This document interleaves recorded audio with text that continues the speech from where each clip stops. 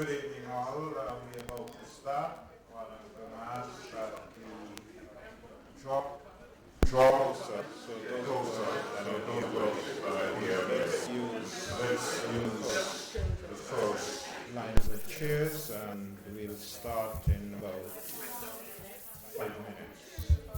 So please, let's all come up in the front, fill up the front seats. Leave the back for those who are on their way, and we'll be getting on our way momentarily, please.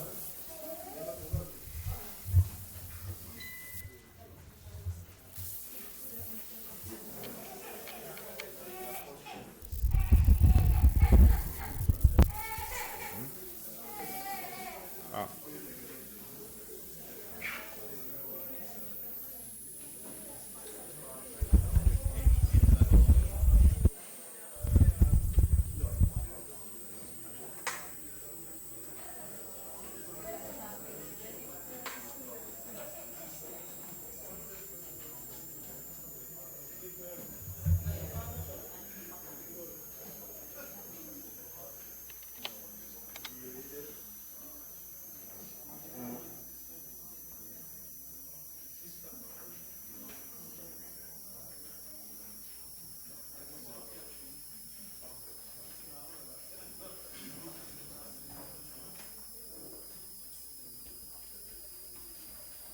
Okay, again, please, can we all occupy the front seats so those that come in after will sit at the back, please? Can we all occupy the front seats?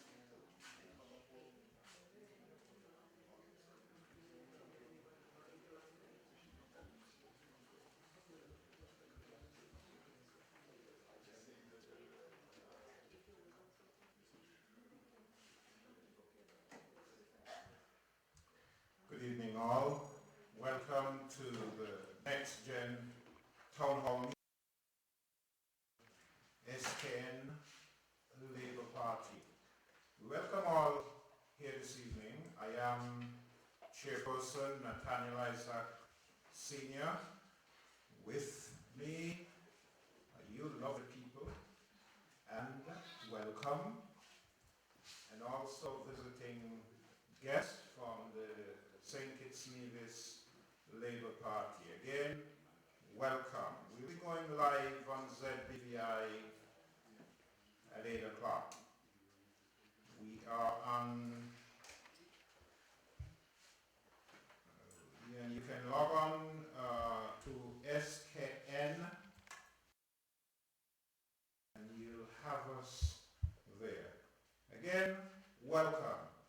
Before we go any further, I'll call on Sister Favor Bruley to bless us in a word of prayer.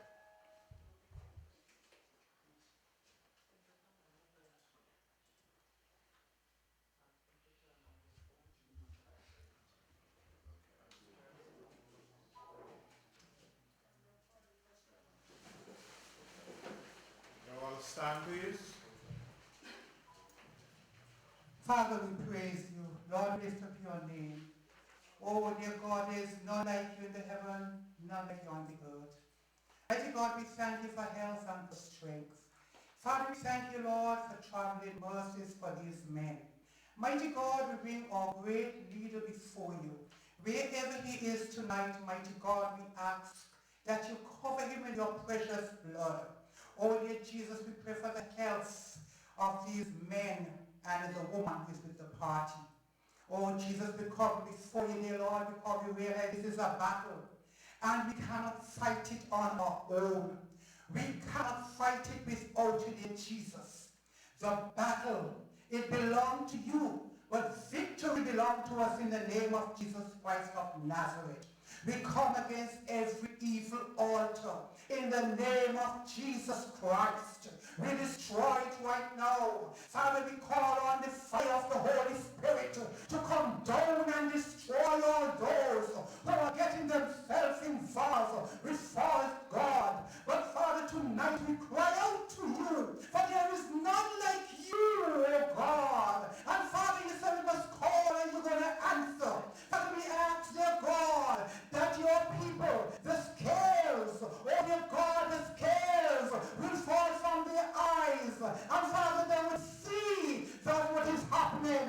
Father, I pray, Lord, that your people will not be intimidated. I pray your people will not be bought. My God, I pray, dear Lord, that the hands of those that are quick to shed innocent blood, Father, those feet that are swift to shed do the mischief. Oh, dear God, coming at that wicked and evil heart. Almighty God, those eyes, envious eyes. Father, pray keep our candidates covered. You keep them under the blood. Oh, Father, as I bring them before you, and I know there is no distance in prayer, as I bring our leader, wherever he is, dear God, he is covered, and the angels of the Lord encamp round and about him. Mighty God, I pray for this meeting tonight, dear Lord. Father, I pray, dear Lord, for order. You are God of order. And Father, I pray for order in the name of Jesus Christ of Nazareth. Have your word, dear Lord. In Jesus' name we pray. Amen. Thank you, Sister Bruley. We'll remain standing as we say the national anthem of St. Kitts and Nevis. All land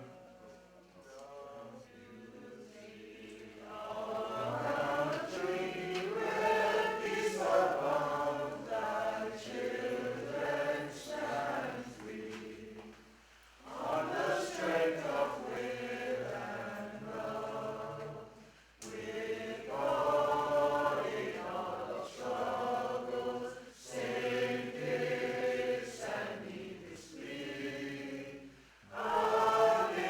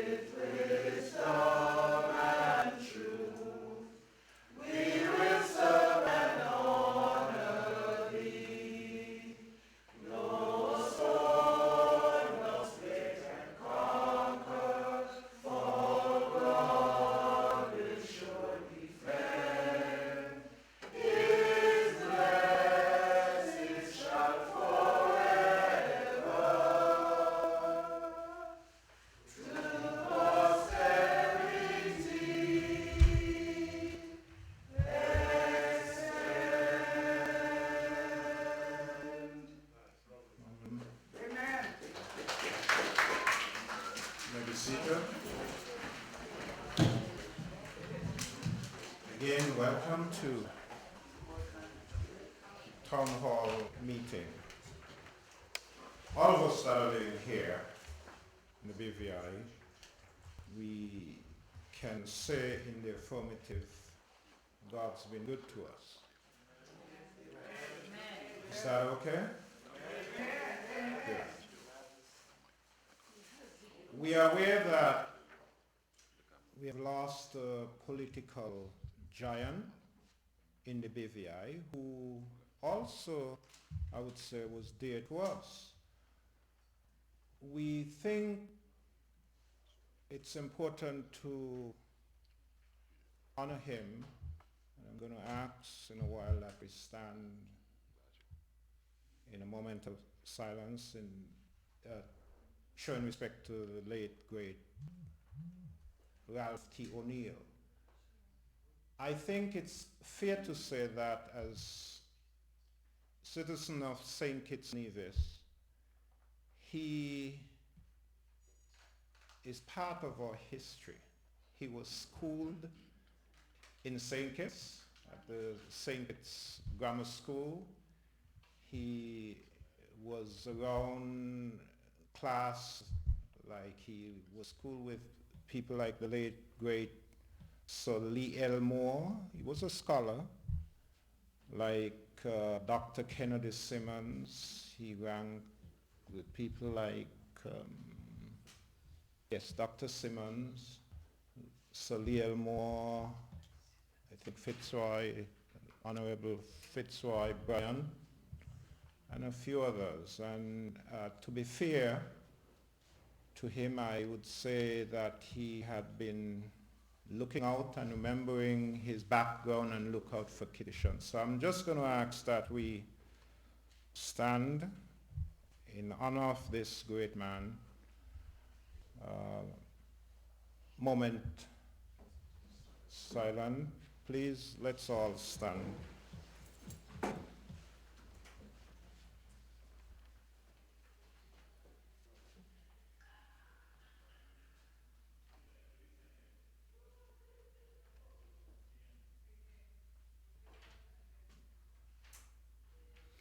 May the soul of this great man rest in peace.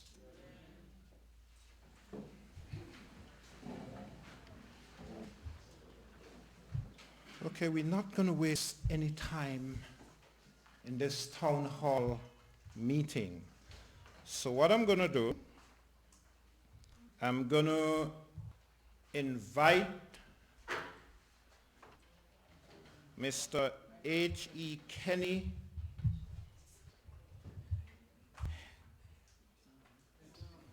Kenneth Kenny Douglas to the lectern to introduce himself.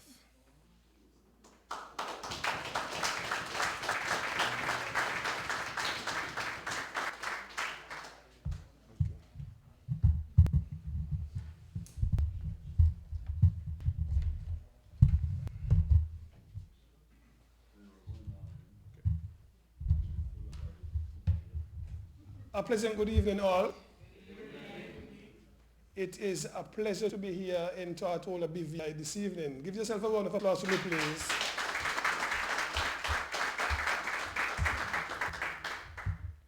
My name is Kenneth David Kenny Douglas. I am a Sandy Pointer, born in Sandy Point. Many moons ago, many years ago, I made up my mind that I want to be the elected representative for constituency number 5, Sandy Point, La Valley, and Fig Tree. This came about because of my love for people. When I see what is going on around me, I decided that I can't stand around, sit around, and look at my dear Sandy Point and my beloved St. Kitts and Nevis go down the drain. But just to give you a little history about me, my mother's name is Miss Gladys Baby 5/8 Douglas. My father's name was George Francis Gums of Fig Tree, Sandy Point. Grew up a poor little guy, came from humble beginnings, went to the Sandy Point Primary School and the Sandy Point Secondary School. Immediately after finishing high school, because of conditions, I had to go straight into the world of work. And right away, I started my teaching career at the Bay Primary School, where I taught from 1994 up until 2002. Because of my performance, let me say that, as a teacher, as a sportsman, I love to mention a man by the name of Lloyd Lazar. He was the one who came to me and he said to me, Kenny, you are doing very, very, very well. There are some free scholarships in Cuba, and I would love for you to go to Cuba one of these days. I told him, great, I'm going to go home, talk to my family, my wife, and my mother and my father, everyone, and I will decide if I should take the journey off to Cuba, because, you know, if you heard about Cuba before, Cuba is a very difficult place. A very good place to be, educationally, very, very good, but it's tough. Not like Tortola, not like St. Kitts and Nevis at all. So I journeyed off to Cuba in 2002, and believe you me, it was worth the while. I went there, and in 6 months, I was very fluent in Spanish, because everything you had to learn in Spanish. There I studied physical education and sports management.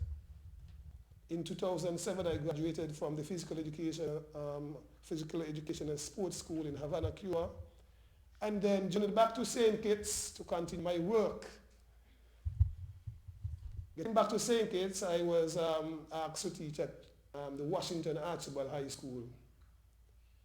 And as I speak here, I can see one of my students who I taught at the Washington Archibald High School, Mario, right at back. Very intelligent young lady. I taught there for another 8 years, and in 2014, okay, let me go back a bit. During my studies in Cuba, I realized that we had a number of Kittitians and Nevisians studying in Cuba, and we had no representation there. Every other island country had an ambassador, somebody who can help them there, because you're in a strange land. Strange culture, strange customs, everything, and you needed somebody to help you out. We in St. Kitts and Nevis, we didn't have that. And so I started writing letters to the former Prime Minister, the Honorable Dr. Denzel Douglas. Every single year I go home during the summer vacation, and I either write a letter or visit him myself. And luckily, in 2014, a letter came to me and told me that they are going to open an embassy in Cuba, and they want me to head that mission as the ambassador of Cuba. So I was the ambassador of Cuba to St. Kitts in 2014. In 2015, February, elections in St. Kitts. Unfortunately, the St. Kitts and Nevis Labour Party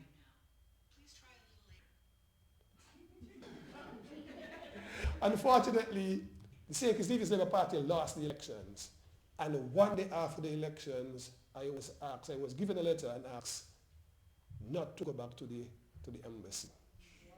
One day later. But being the patriot that I was at that time, or I am, I wrote them a letter right away, and I told them that I was a civil servant appointed by the Governor General, and I will never relinquish my post as the ambassador. I told him I'm a Kittitian first, before a Labour, a PAM, a Unity, whatever, and I will always serve my country.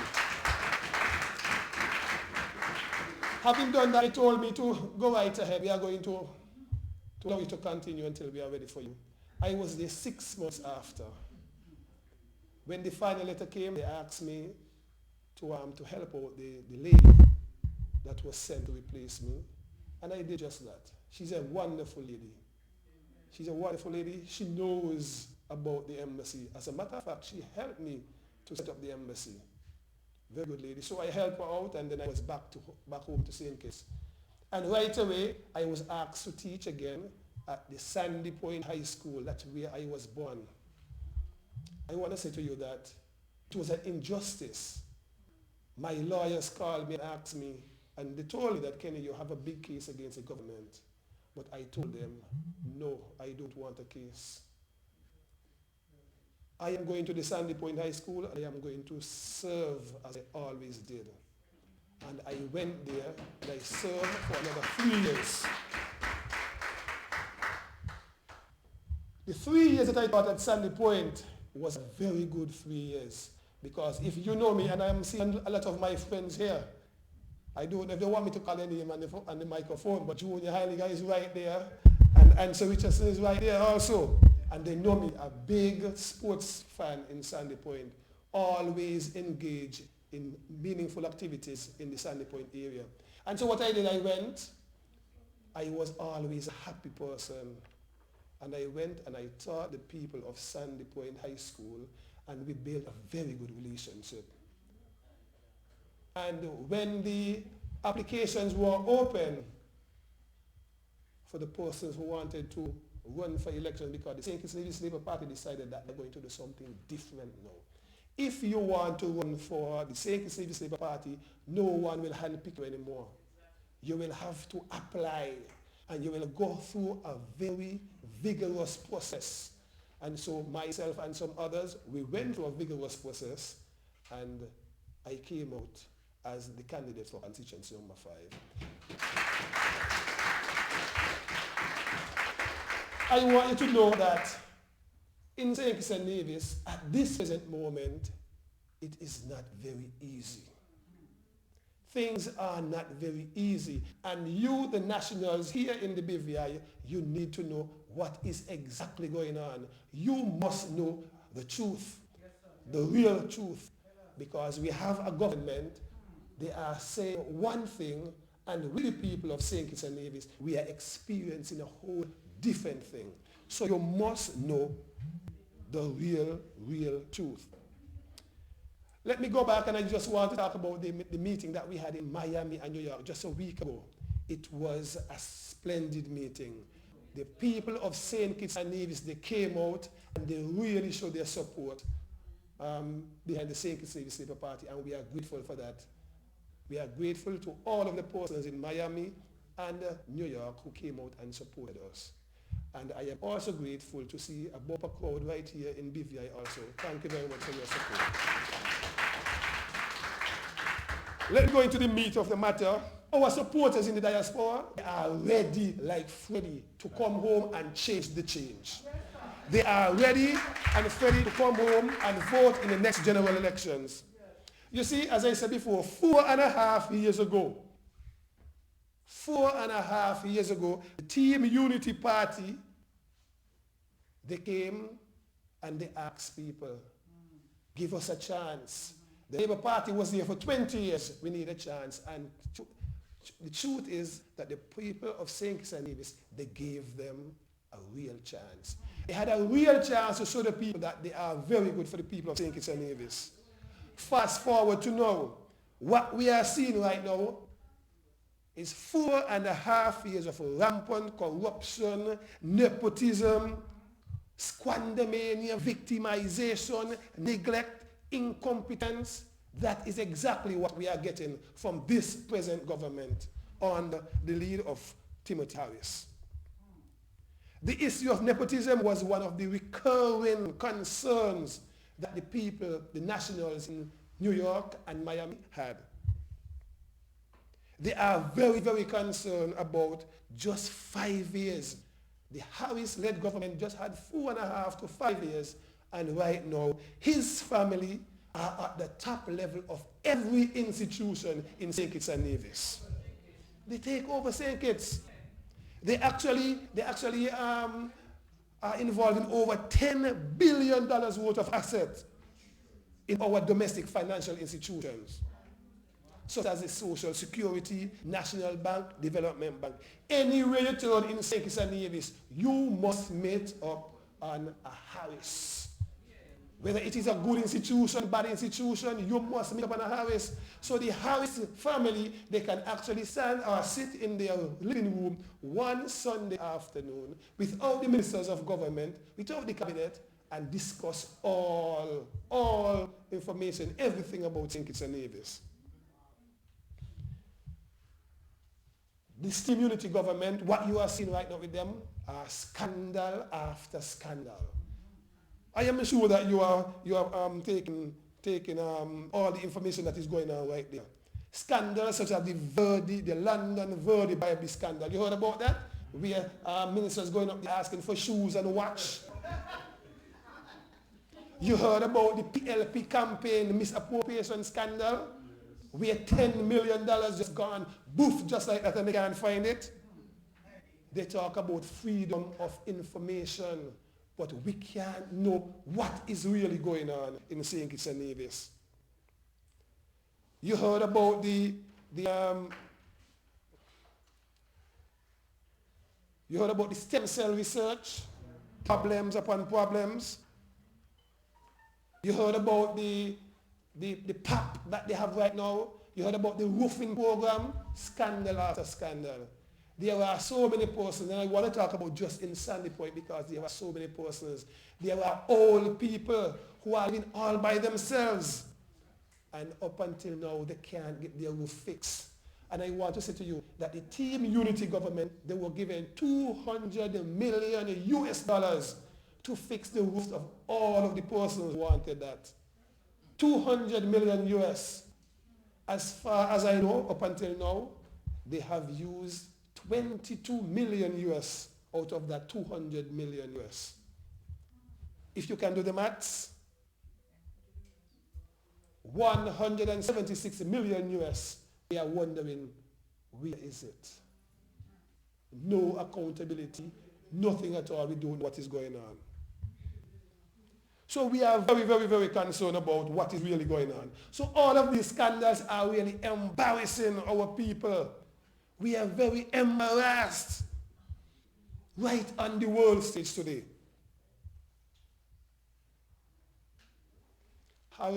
Timothy Harris and all his misfits in his cabinet, what they are doing right now, they are running our country to the ground. For years under the St. Kitts Labour Party, we enjoyed being number one in a number of different areas. Fast forward today, we are number last. The people of St. Kitts and Nevis, they are in problems, they are crying, they are screaming out for help. And that is why we are here this evening, because you must know what is going on. I am sure that you heard about what they are trying to do with the overseas nationals. They realize now that they are in problems. Just before the last elections, the Prime Minister now, Timothy Harris, he asked the nationals to come home. He welcomed them home. Come home and vote for the Team Unity administration. Fast forward to today. He is now saying what you all want to come home to vote for. You all want to full of passenger planes here, there, and everywhere to come home and vote. It's against our democracy. This is what he's saying. What hypocrisy. What I am saying to you this evening, your navel strings are buried in St. Kitts and Nevis, and you have the right to come home and vote in your own country. And we, the St. Kitts Nevis Labour Party, we are going to fight tooth and nail. We are going to fight every single day to make sure whenever elections are called that you can jump on a plane and come home and vote. We are also concerned about the education. Education in St. Kitts right now, it is going down the drain. And I am sure that you heard about the moldy government that we have. That's what I'm calling them, the moldy government. Because Bastia High School had a small little problem just in 2013, 2014. And what the Team Unity government did, they blew it up into a big thing.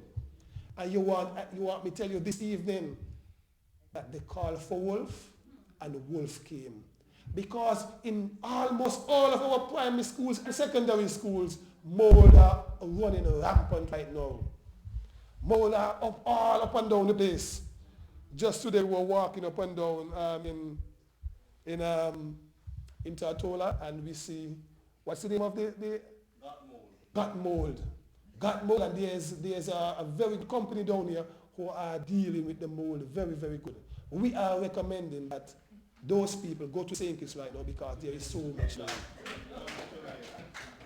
So we have Sandy Point High School, Sandy Point Primary School, Barcia, all the schools, even the institutions, labor institutions, the sports department, all of these departments, they are filled with mold right now. And what they are doing, instead of they're closing them down, just like how they closed down the Barcia High School, they are throwing it under the carpet, covering it up. People are sick here, there, and everywhere. With a lot of percentage. Doc, how much percentage you allowed in the body? 4%. But there are persons up to 20 and 50% more in their bodies. We need to get rid of this team unity government. I want to go closer home in Sandy Point because we have a representative. He is serving his 3rd term presently. 3rd term presently. The very first 2 terms, Labour government, yes, we formed the government at that time, he told the people of Sandy Point that his hands were tied. He couldn't do anything for us, he said. In 2015, he was given a chance. He was given a chance to be the Prime Minister because you should know that his party, the PAM party, they won 4 seats. They had the most seats out of the coalition government that they have.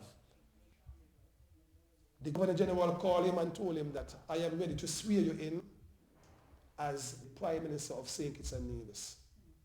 He told him, I am going to get back to you. Up until now, he hasn't gotten back to the Governor General then. Instead, he wrote a letter and he sent to him and he told him, I am supporting Timothy Harris as the Prime Minister. And at this present moment, he is telling the people of Sandy Point, his hands are tied again. His hands are tied at this present moment. He is the Deputy Prime Minister of St. Kitts and Nevis. He asks for a chance. He's in government now. And the people of Sandy Point, they are seeing hell. And that is the reason why Kenneth Douglas, yours truly, I am standing up because I want to give the people of Sandy Point better representation.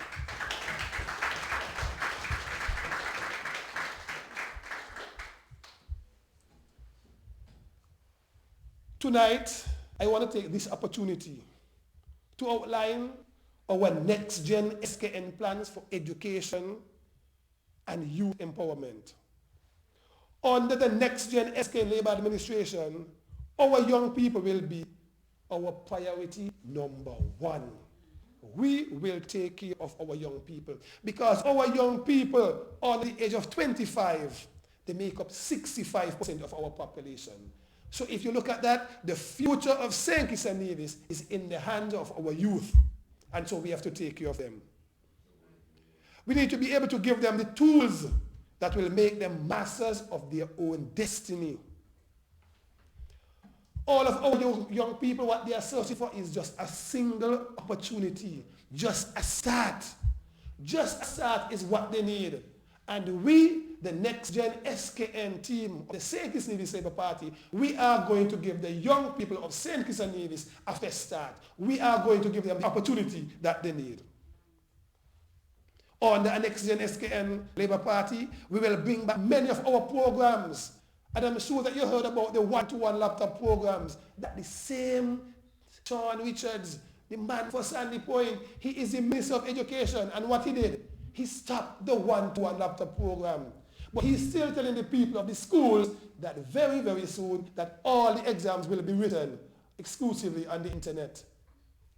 So there's no laptop so that they can do their SBAs, no laptop so that they can practice. So whenever the exam is going to be done on the internet, they are ready. I really don't know what is going on. The REACH program that was introduced by the St. Kitts and Nevis Party, that was also stopped. We, the next-gen SN team, we are going to bring back the REACH program. The REACH program helps persons like myself who grew up as a poor man, humble beginnings. And there are so many persons right now who are falling out of our college, our CFBC college, because they don't have the money to pay for it. the St. Nevis party had that in place for them. So right now, persons are walking up and down, have nothing to do. But general elections are around the corner. So what they are doing now, they realize that the people are rejecting them. So all of a sudden, they are calling them, they are finding jobs all of a sudden. I was told that they are giving out big lump sums of cash. They want to fool them now. So I am saying to the people in Sandy Point, the people in Cairn, the people in St. Paul's, the people all over Tabernacle, come the next general election, we have to reject the Team Unity Party.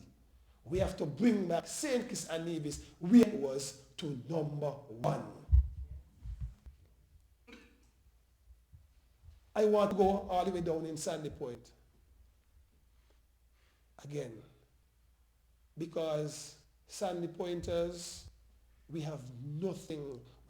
I'm going to be frank, Sandy Pointers, we are a proud people. We are a proud people. But what do we have in Sandy Point to show that we are a proud people? What Sean Richards is boasting about right now is some lights that he put up at the new recreation ground. In 2015, when they won the elections, right away after he put up some lights down there because he made a promise to the people of Sandy Point that he will give them lights. What I have to say about lights, I was thankful for them also. But I am saying that Sean Richards needed to give the people of Sandy Point proper lighting. Because the lighting that he gave us, he took them from the Warner Park Stadium where the CONCACAF and FIFA decided that the lighting in Warner Park was inadequate. It was dull. And so they needed reinforcement. The engineers already did all of the work to put up the lights in Warner Park. Immediately after he won, he took them up to fulfill his promise and send it to Sandy Point. But get what? In Warner Park, the playing field in Warner Park was very, very, very small. Sandy Point new recreation ground is twice the size of Warner Park field. And so if those lights were inadequate for Warner Park, are they inadequate for Sandy Point? So I am saying this evening that when I win the next election in Sandy Point, I am going to make sure that I am putting reinforcement so we will have proper lighting in Sandy Point. That is just not it, but because the poor lighting in Warner Park also, we played a match just yesterday, St. Kitts Nevis versus Grenada. And the CONCACAF decided because of the poor lighting, we had to play that match at 3 p.m. in the afternoon. 3 p.m. in the afternoon, thanks to Sean Richards. Very, very, very poor planning. I am saying this evening that the St. Kitts Nevis Labour Party and myself as in the future Minister of Sports, I will make sure that the Warner Park Stadium is well lighted and we have adequate lighting so that we can play in the evening at 7 and 8 so the people of St. Kitts and Nevis can come home comfortably 4 o'clock, 5 o'clock, 6 o'clock, have a nice rest and they can play very good football at 8 o'clock in the evening. People of Tortola, people of BVI, those persons who are hearing my voice right now, we are really crying out in St. Kitts and Nevis. We need your help to rescue the people of St. Kitts and Nevis. If we don't do that, dog will eat our supper. Because what the present government are doing, they are just filling their pockets. They don't care about us. They don't care about the people of St. Kitts and Nevis. Ladies and gentlemen, so many scandals are going around in this new government. I am sure that you heard the Prime Minister when he said that none of his cabinet comrades or none of his ministers can hold a candle of correction to him. Did you hear that? He told them none of them can hold a candle of correction to him. You know why he can say something like that? Because all of them are involved in corruption after corruption. Just this week, you heard of the judges, the judge's report when they talk about the Honorable Lindsey Grant and General Powell. They sent out something immediately saying that it is not true. But imagine something, a report coming from the judge. You can stand up to the people of St. Kitts and Nevis and say it is not true. It didn't come from Kenny Douglas or Dr. Denzel Douglas or any of my comrades here. It came from the court. And what they are doing, and I don't want you to be trapped, I don't want you to be fooled, that's what they are giving, false information. I am urging you to, while you are here in BVI, to always make sure that you pay attention to what is going on in St. Kitts and Nevis. Don't allow them to fool you. We need better. We need better. And in order for us to get better, there is one thing that we need to do. Get rid of team unity government. We have to change the change. And so I will leave right there and allow my comrades to say more. Thank you very much, and God bless you.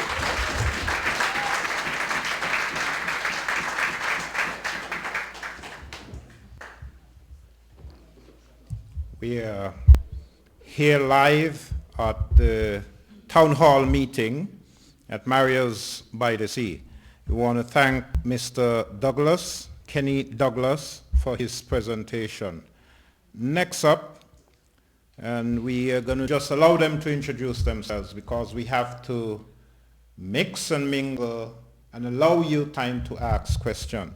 So we're going to call next to the lectern is Dr. Godfrey Henley.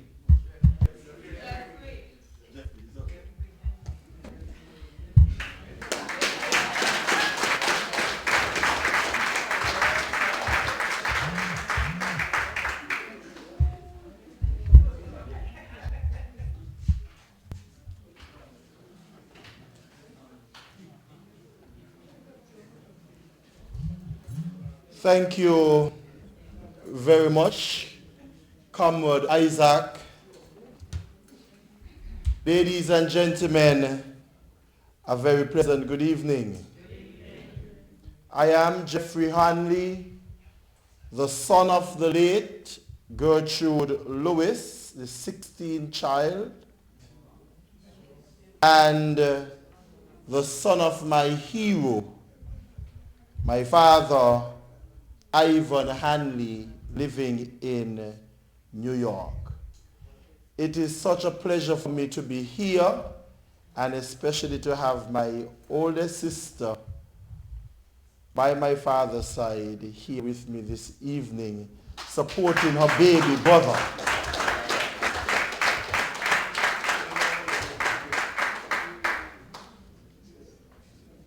I am a very humble young man.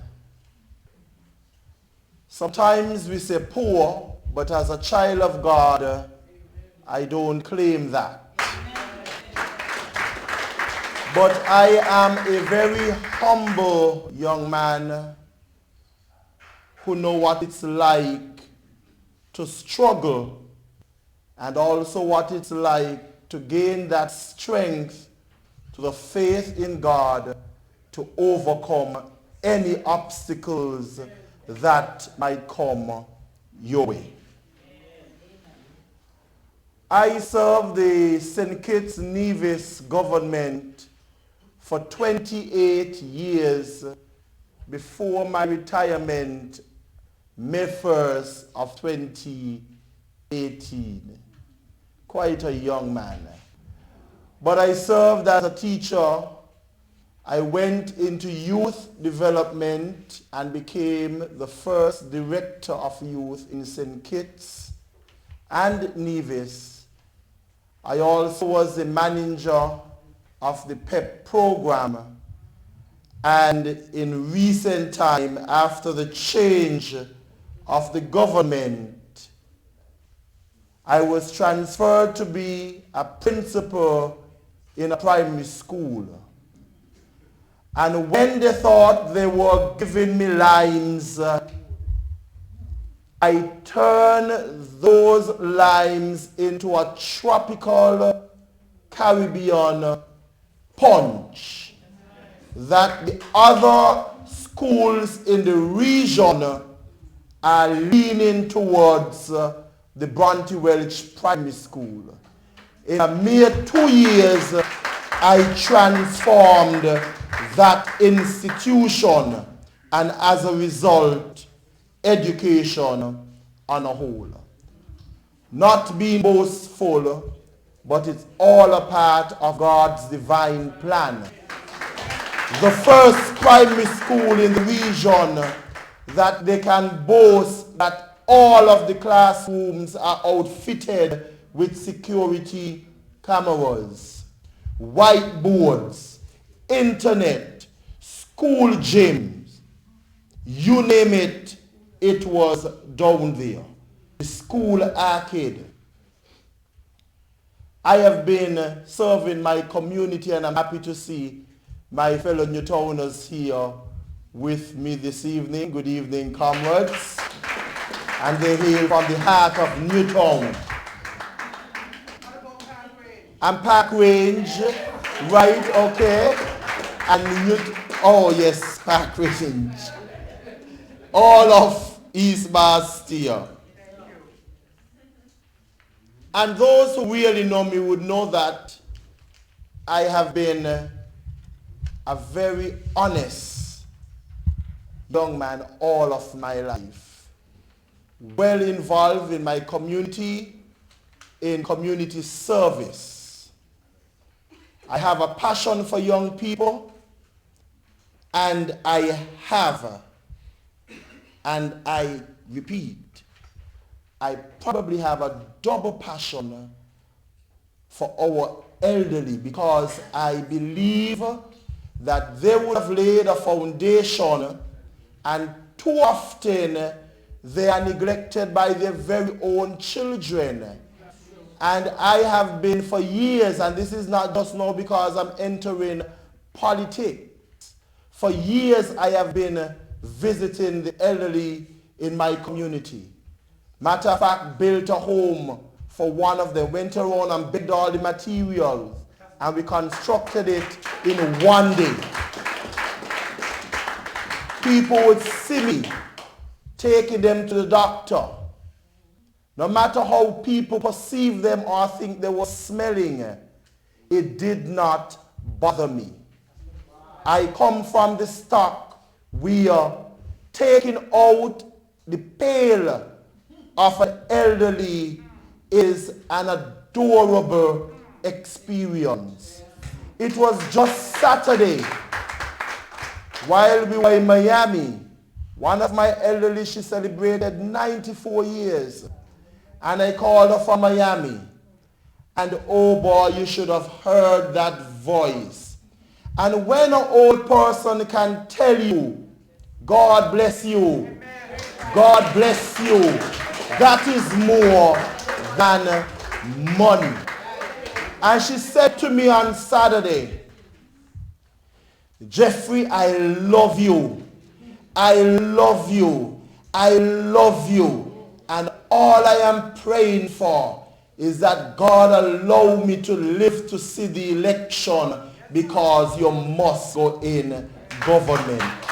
And I receive that prophetic word from her. I am not a medical doctor, but Dr. Drew will tell you, I go around and I take their blood pressure and their blood sugar. And I'm talking about these are done almost on a daily basis. And I have instilled some of these in my children, because they are going to be visiting with me to see how these old persons are living. So I am honored to have had the opportunity to be selected as the candidate for East Bastia constituency number 1. Yes.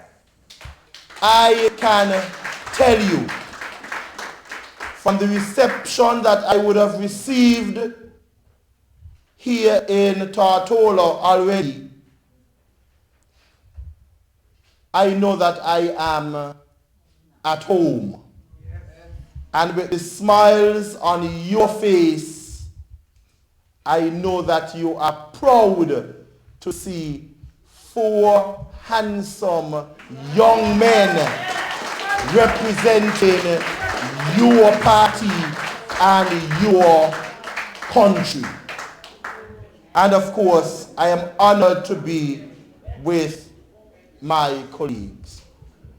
But more importantly, as you are well aware, my fellow Kittitians and Nivisions, the most critical issues facing St. Kitts and Nevis is the growing culture of corruption that continues to spread like a cancer throughout East Bastia and the rest of our beautiful country. And you'll see why I zero in on East Bastia, not trying to be selfish.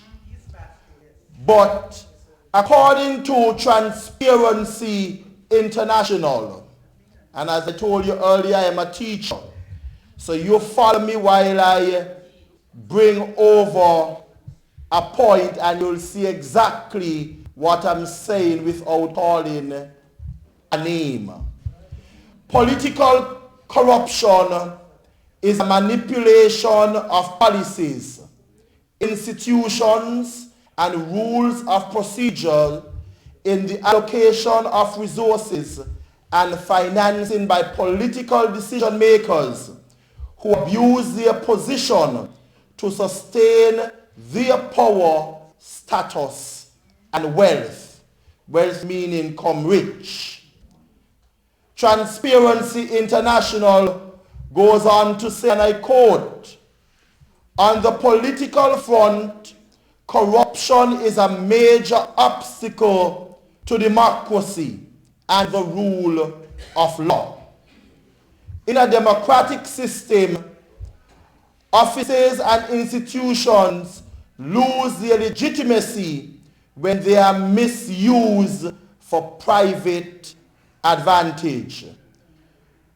You see, they probably know about the crooks, so they continue to say, corrupt politicians invest scarce public resources in projects that will line their pockets rather than benefit communities and prioritize high-profile projects over less spectacular but more urgent infrastructure. My fellow Kittitians and Nivisions, corruption also hinders the development of fair market structures and it starts competition, which in turn deters investment. Corruption corrodes the social fabric of society. It undermines people's trust in the political system, in its institutions, and its leadership. I ask you, my dear listeners, does this sound familiar to you? I am sure that it does, because that is exactly what we are facing right now in our cherished St. Kitts and Nevis. In our country, the family of the Timothy Harris Unity government are busy lining their pockets, as you just heard from Transparency International, at the expense of taxpayers. As a result of the Harris government's culture of corruption, the representative for East Bastia, the arrogant Patches Libod, cannot find time to address the concerns of the constituents because he is busy with the business of concrete. Just imagine and I walk with them, that I have here in my hands documents on August 31st, 2016. Ian McDonald Libod, aka Patches, incorporated a company named Prime Building Depot Incorporated.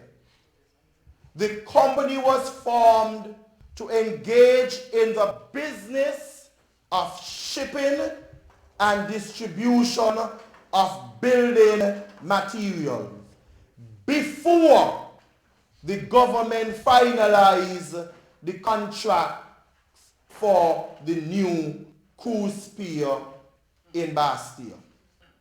Well, you don't have to be a rocket scientist to work out why the minister who is responsible for the pier would want to form a company to ship and distribute concrete and steel. My friends, that is the kind of blatant corruption that is being practiced in St. Kitts. They thought we would not have found the evidence. Because of Patch's arrogance and his corrupt interest in concrete,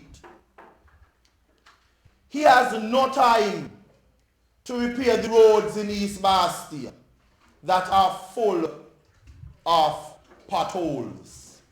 In fact, people home become so disgusted with Patches neglect of the road that the a resident, and I don't want to say, but a resident in Frigate Bay, might be one of his very own, has resorted to calling him Potholes Patches on Facebook. Ladies and gentlemen, because of his arrogance and corrupt interests, he is busy promoting projects that will require tons of concrete, while at the same time neglecting the Tucker Clark Primary School. The man is so scared of me, I may start to apply any pressure yet. I visited the Tucker Clark Primary School a few months ago and had a discussion with some teachers in terms of some of the things that I intend to do with the school, and although I'm not yet elected, would have been working with the teachers to get it done because they saw what I did at my school. One of his spies apparently called him, told him about what I intend to do. In a matter of days, he went up the school, carried buckets and buckets of ice cream. And not only that, he told them, I'm going to paint the school. And the school was just painted recently. When there were other things in the school that he could have done.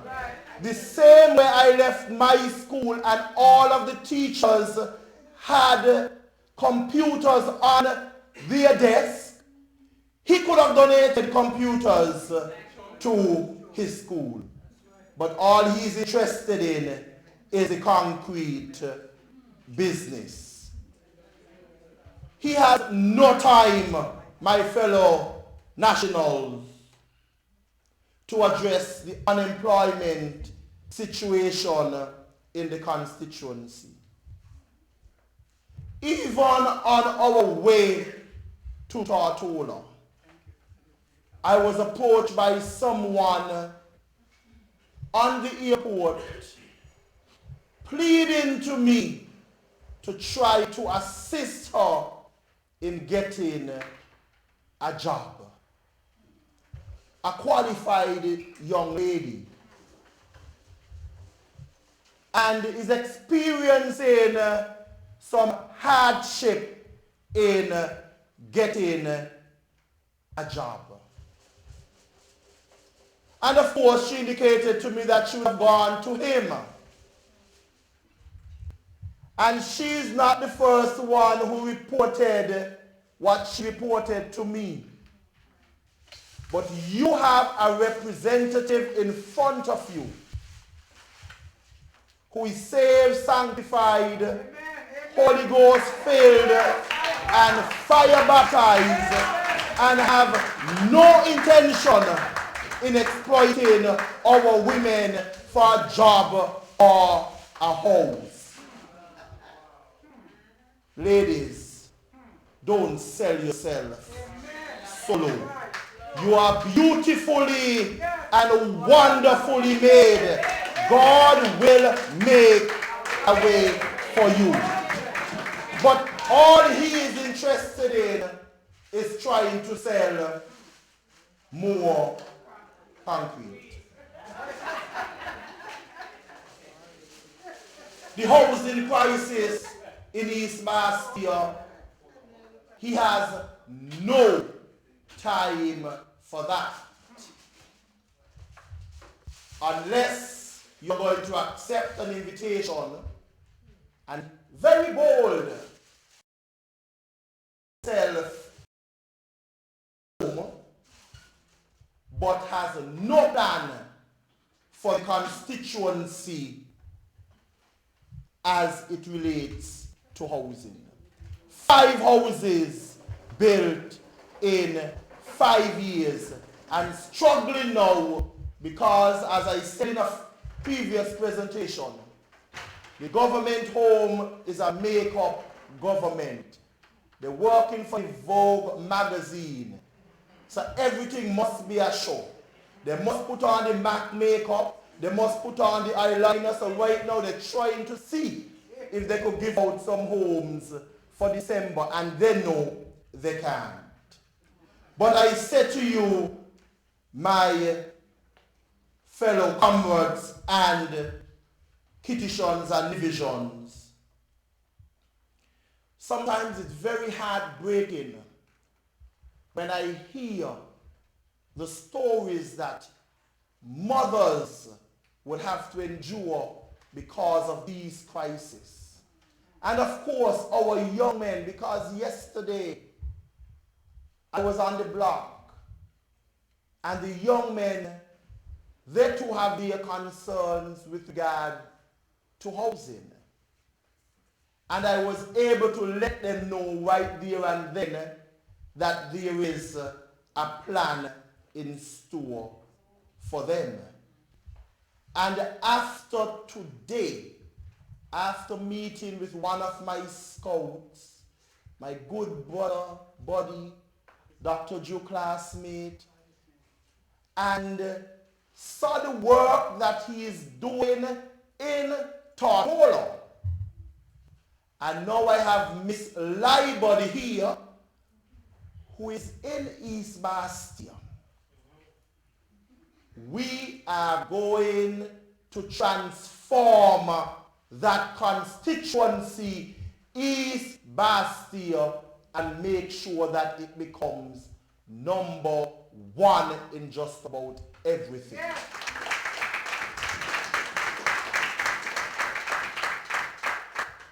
The residents in East Bastia will never forget that is because of the arrogant and corrupt interest in concrete.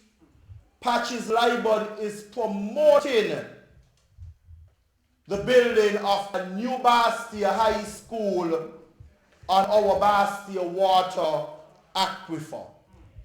He has no concern about the safety of our drinking water, nor the environment of the aquifer and its surroundings. he has no concern about the health of our family. Some of you might not know, but some of your family members who visit the hospital,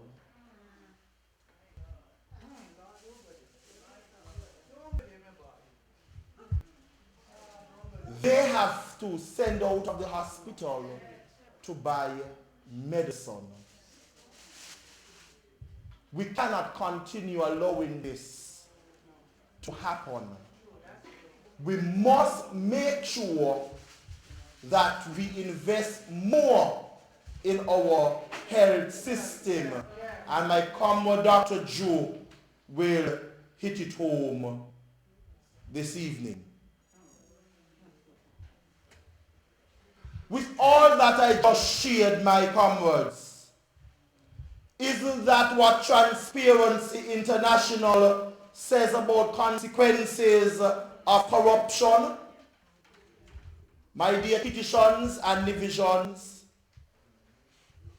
East Bastia, we have an arrogant representative who feels that he can do as he likes at our airport because he feels that he is untouchable.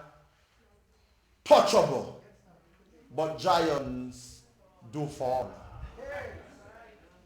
You have seen the videos, I would imagine, before we handled the security officer for doing what he knows is the right thing for her to do. To fix that, what he wanted to do. Transfer her. But I got on him and had no choice but to leave the young lady in her position. I am telling you, and I don't make up stories, he is out of control. And almost every month, the Prime Minister finds another new person to call to ask them to talk to him. Well, I have the answer for him. I am just waiting until the Prime Minister finds the balls to ring the bell. But the culture of corruption in the Timothy Harris government, it is really contributing to the collapse of the moral fabric of our nation, draining the financial resources of the country and degrading the environment. We all, and I stress, all of us must stand up against corruption. It doesn't matter who it comes from. My father always said to me, if something is wrong, no matter what you do to it, it cannot be right. So we must stamp out completely corruption. Otherwise, St. Kitts and Nevis will become a failed state. We must break the cycle. And this is why I have offered myself to the voters in the next general elections. East Bastia needs new leadership. East Bastia needs humble leadership. East Bastia needs honest leadership. And East Bastia urgently needs someone whom you can trust. To stand up in the forefront of the fight against corruption. Someone who will stand up for integrity in public office. Someone who will stand up against spiritual wickedness in high places and follow the rule of law. And just as the prophet Isaiah said in chapter 6 and verse 8. I have heard your voice saying, whom shall we send? Who will go for us? And I said to you, my dear constituents, my dear Kitishons and Nivisions, send me, I will go, because I am with you. My dear citizens of St. Kitts and Nevis, those of you who are here from East Bastille, I ask you to vote for me on election day, and together, hand in hand, with God's help, we can and we will make East Bastille and St. Kitts and Nevis number one again. You are safer with Labour. Your future is safer with Labour. They cannot stop you from coming because we shut down the debate already in Parliament. Get your passports ready because it is traveling time to St. Kitts to change the change. Thank you very much.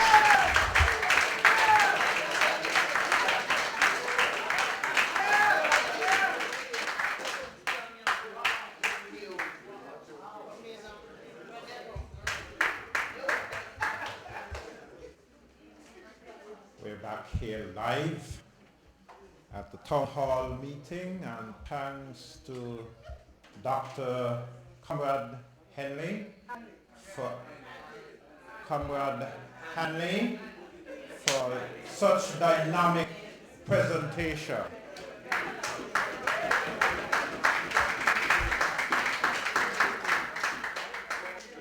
We're here live at Marriers by the Sea here in Road Town, Tortola. I'll invite next to the lectern Mr. Leonata Nelson. Comrade Leonata Nelson.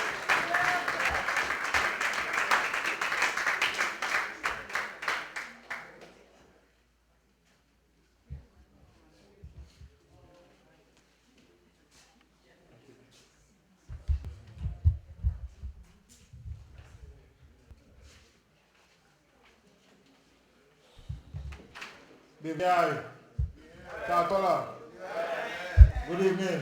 It's a pleasure to be here tonight. See a lot of smiles on your faces here, man. We are happy people. That's right. Tortola is a good place for me, you know. I've spent a lot of time here growing up. The first time I got on a plane, vacation, 87, 88, was to Tortola. Came to spend some time with my aunt, who now resides in St. Thomas. But there's a gentleman who is in the audience tonight who I've known for a long time, part of my upbringing. Oh no, I should call him, eh?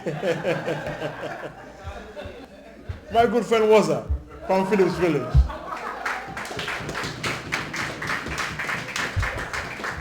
And I like to come to these places and, you know, just associate with my good citizens of St. Kitts, because as you walk in, as you greet people, as you meet people, they give you the stories. A young lady said to me tonight, I woke with your mother, you know. Till I said, hi, Miss Ruby, I remember the name. I see my good Sandy Point friend over there, answer. And of course, I'm seeing a couple Honorable Dr. Denzel Schultz in the audience.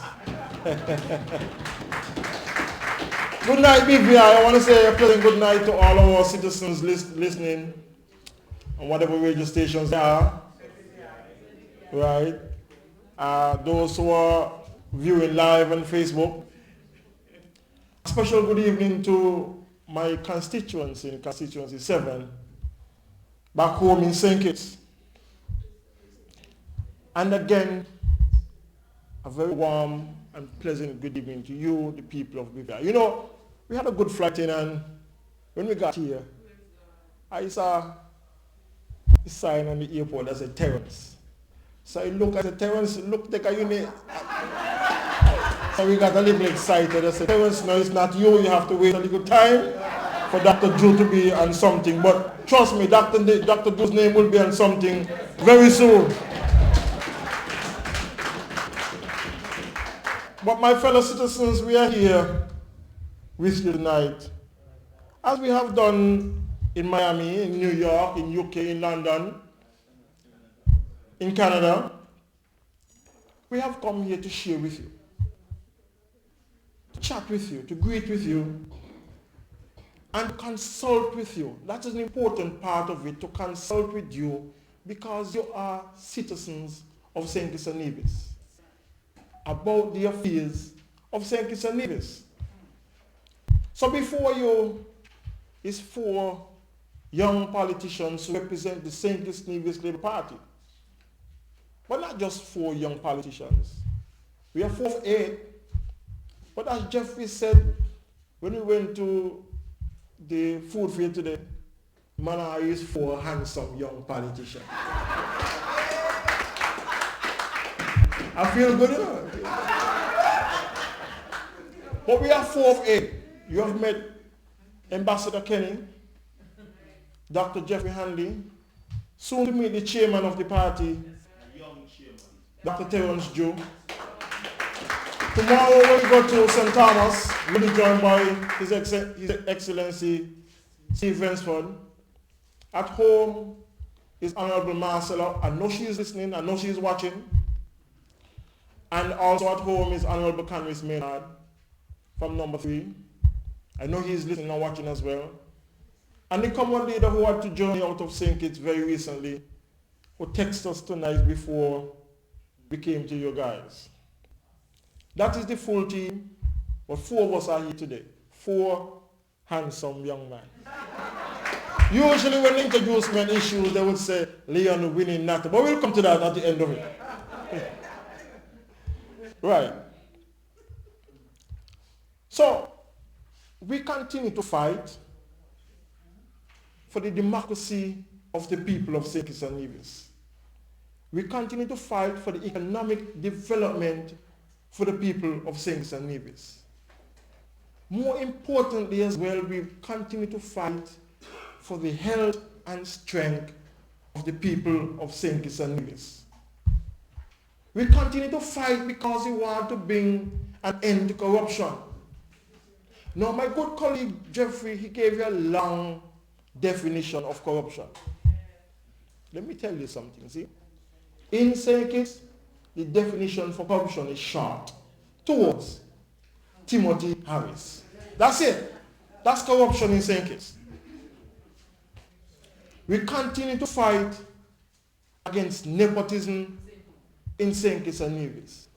And if you want an explanation for that as well, it's 2 words. Timothy Harris. That is all. You don't need to look far. You don't need to have this long presentation about corruption in St. Kitts right now. Because all it is right now is Timothy Harris. But we are not just here to debate and put on a showcase. We have all of us have committed to the cause.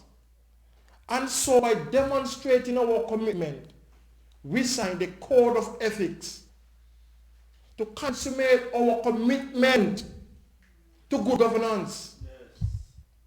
So that the people of St. Kitts, the Labour Party, and the country as a whole can hold us accountable for what we are to do in government. That is not just for sure. That is the principles on which we stand and the principle of which we will govern. So you have before you in our code of ethics the basis of how we will perform as candidates, as leaders in this country. We are setting the trend when it comes to good governance in this country. Now my colleague Kenny mentioned something a little earlier. A situation about mole. I'm just going to reinforce it because it's something that is dear to me. Something that we have continued to preach about in St. Kitts. Just before we got to the food fair, there was a sign. The sign said, got mold, call Clean to Do It, professional cleaning services. But that resonated with us because we've had in St. Kitts, we are under this unity government. They took a simple mold situation and made a mold disaster in St. Kitts. They shut down a Pasteur High School that have now inconvenienced hundreds of students every year. They, over this past summer vacation, sent back hundreds of students, teachers, to a Cairn High School that they know had mold. They know, and did nothing until the start of the school term. They, on a daily basis, for several years now, continue to put the employees and staff of a labor department in a mold-filled environment. Kelly mentioned that persons who work there have up to 50% mold in their body. Very dangerous. So this could never be a government that cares about you. They have demonstrated that.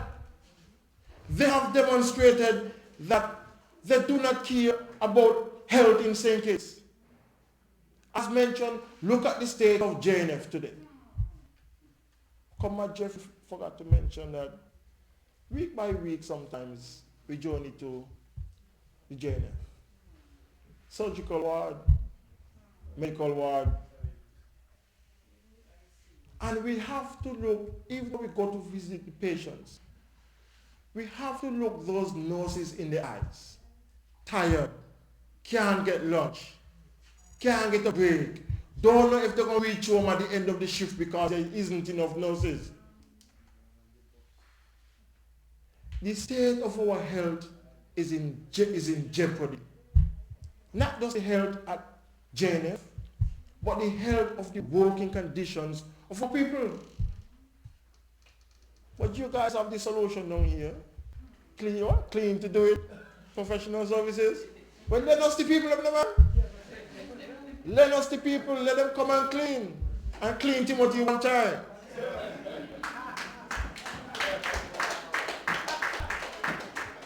This government have demonstrated that they do not care about the economy of St. Kitts and Nevis. I'm sure most of you have bank accounts and the bank is obligated to send you a bank statement, whether it's send you digitally or it's send you physically. But if we are part of the IMF program, who monitors our economic performance for years, on the Simmons, on the Douglas, we have every year had the privilege of having an IMF report so that we can see the performance of the government. But here comes Timothy Harris. Here comes Timothy Harris and his colleague and decides no more IMF report in St. Kitts and Nevis. As citizens of this country, we have a right to understand, we have a right to know, we have a right for information. We ought not to let Timothy Harris to say to us, oh, the country doing good. Where is the proof of that? This government have demonstrated to us that they do not care about housing. I think it's more than that too. I think they are incompetent when it comes to housing. Since 1995, when the Labour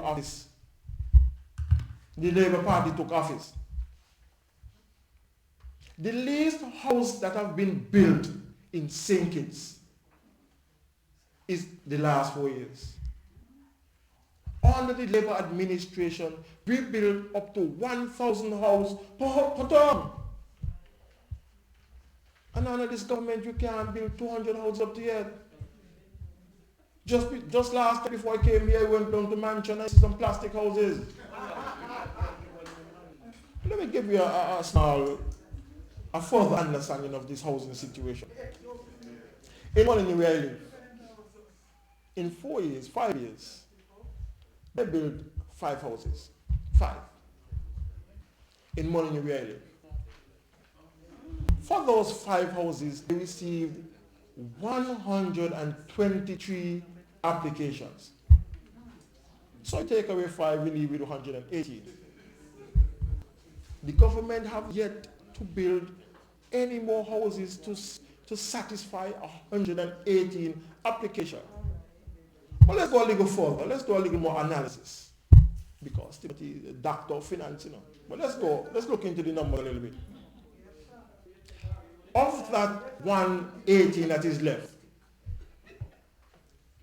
60% of those, that's about 65, 70, would have applied for a house to Timothy Harris before he was fired from the Labour Party.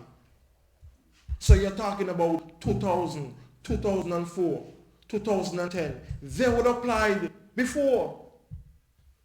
So if they ain't get it then, how they expect to get it now? And when Timothy come back to ask and beg for next home, how does these people expect to get a house under Timothy Harris? Is it that he really don't care? I believe so. Or moreover, he is more concerned with other things that he can benefit from, so the housing situation in St. Kitts should just go down the drain. I think so too. They don't care about our citizens in the diaspora. They have demonstrated that. Look at what happened. They went to court and said Dr. Douglas had a diplomatic passport for some country. So Dr. Douglas won the case. They tell me that I can't run for politics. I took them to court and I won the case. So the next best thing for them is to decide, just to win an election, that you guys can't come home to vote. You understand what I'm saying? To get an edge, to keep the state power, just to facilitate their continued corruption, to facilitate their continued nepotism. They want to decide, without care, without consultation with you, that they don't want you home to vote. The least people want in a government, God man, just to have a caring government. Just to have a government that is inclusive.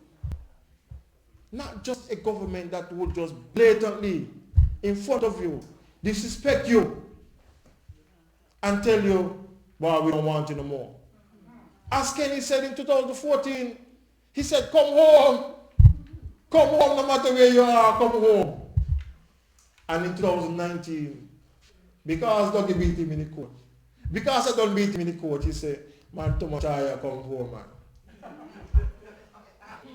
Blatantly in front of you guys, too much higher coming home.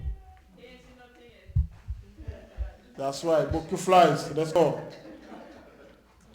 Lack of accountability, lack of responsibility, moreover, lack of respect is being demonstrated in St. Kitts.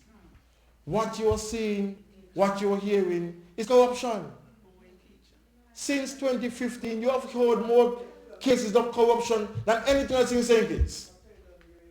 And all of them points at Timothy Harris. Timothy Harris. Not an explanation, Jeffrey.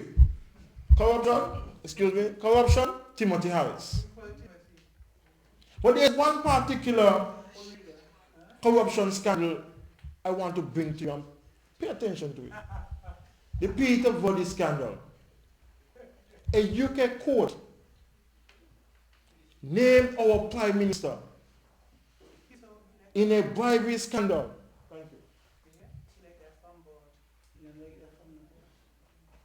where it is mentioned that one is begging for watch, one is begging for shoes, one is begging for a big party and food, and $2 million. Now what kind of example is this type of behavior setting for the young people of St. Kitts and Nevis? That's the first thing.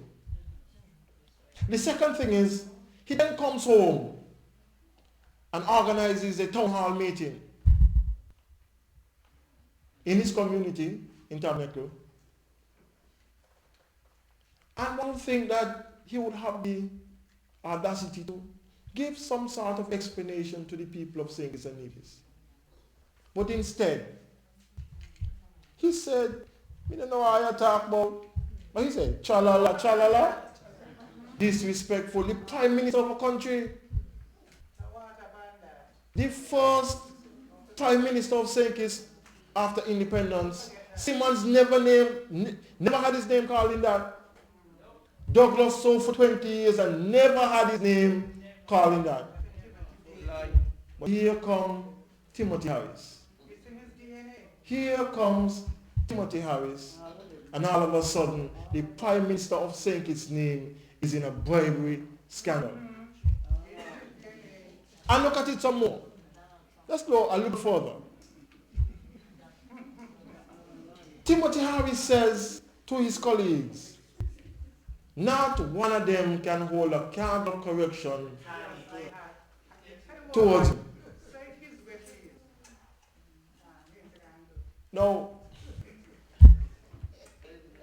let's look at it. Suppose Patches was to say, "Timothy, I got a candle here now. I believe it was wrong to do this now." Timothy Harris can say, "Poof. You can't tell me nothing, you got concrete business."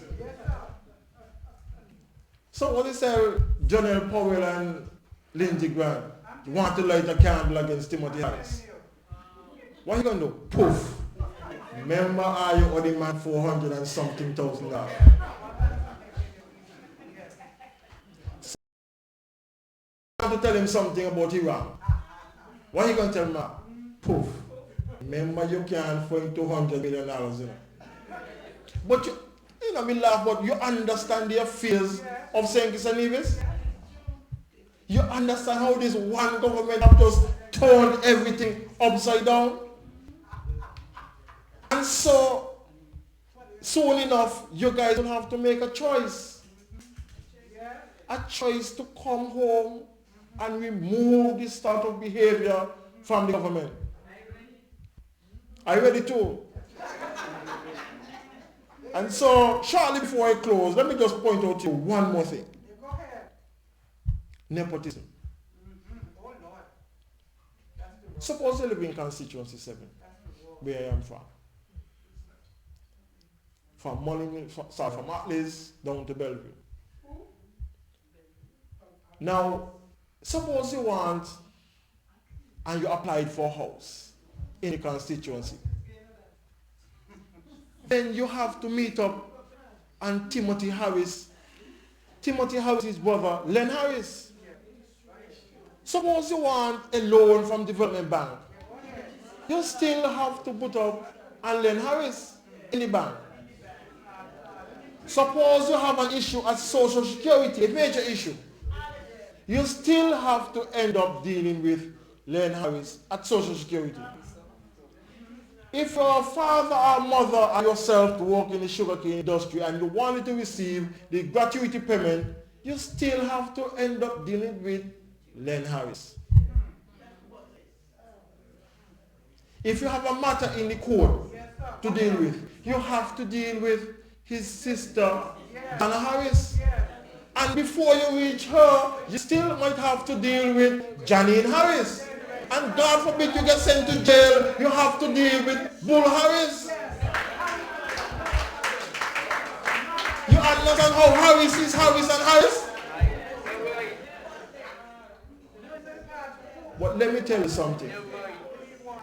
If you want an opportunity in life, if you want your children to have an opportunity in life, I suggest to you, I ask you, to say, come and support the St. Kitts Nevis Labour Party and we will provide that for you.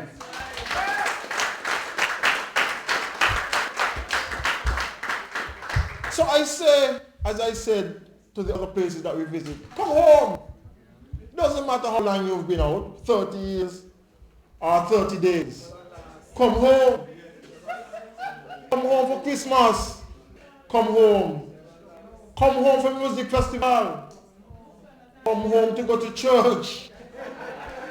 Come home to go to weddings.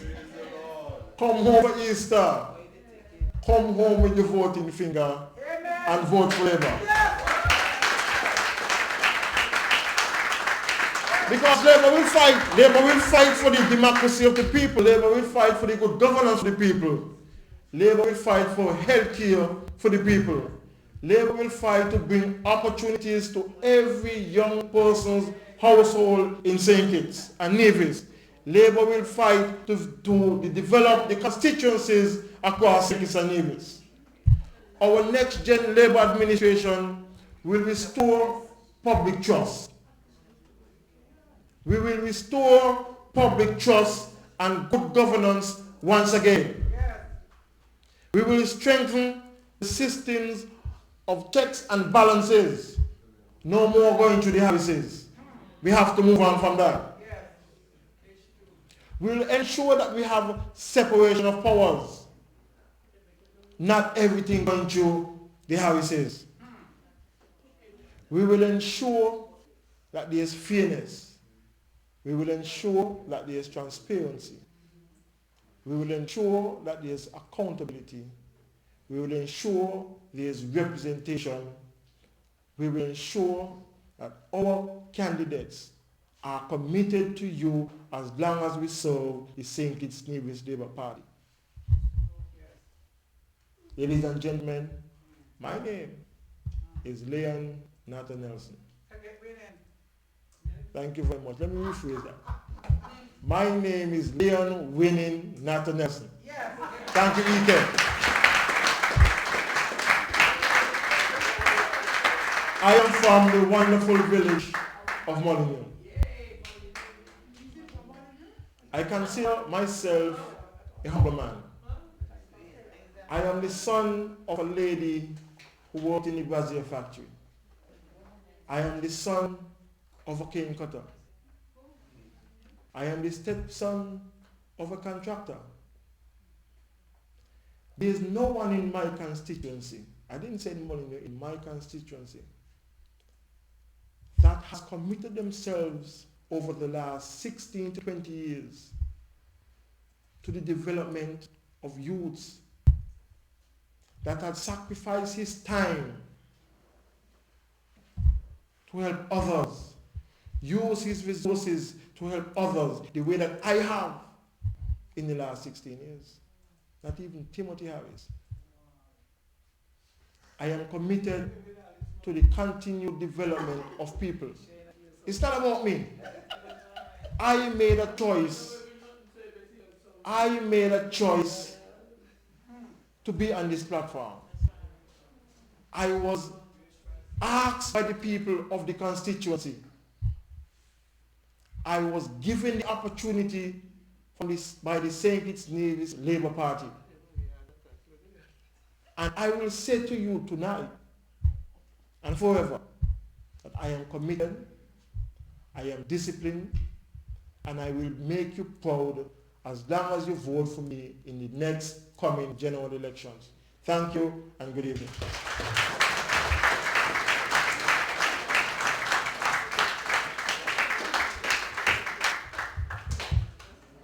We are still live here at the Town Hall meeting by Maria's by the Sea. And I want to thank all those honorable guys,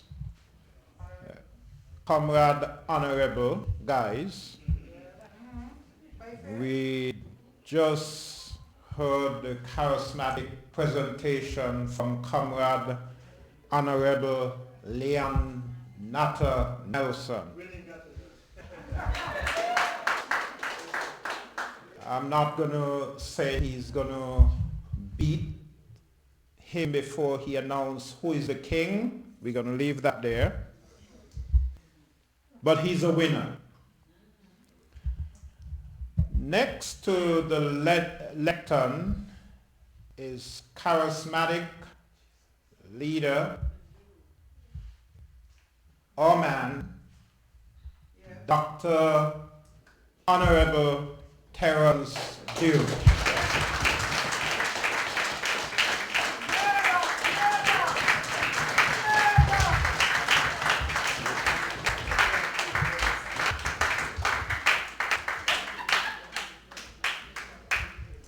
First, let me say a pleasant good evening to the BBI. I want to thank you thus far for your hospitality. But before I get started, I want to say a special thanks to the organizing committee and our dear comrade who has organized this for us this evening. I know her as Kelvin's mom, because Kelvin was my classmate, and that is how I knew her. And you all know who I'm speaking about. I want to also thank the host and the chairperson for this evening's proceedings. I think Mr. Isaac has been serving us very well. Put your hands together for him and Irma from the organizing committee. I want to also thank all of you, our nationals. You are not voters. Don't allow yourself to be classified as voters. You are nationals of St. Kitts and Nevis who happen to be a voter. I want to recognize even those from my own constituency, those constituency number 8 that goes all the way from Bearfords and goes all the way over to Uckleys. And time does not permit me tonight to call all the areas. It is the largest constituency in our federation.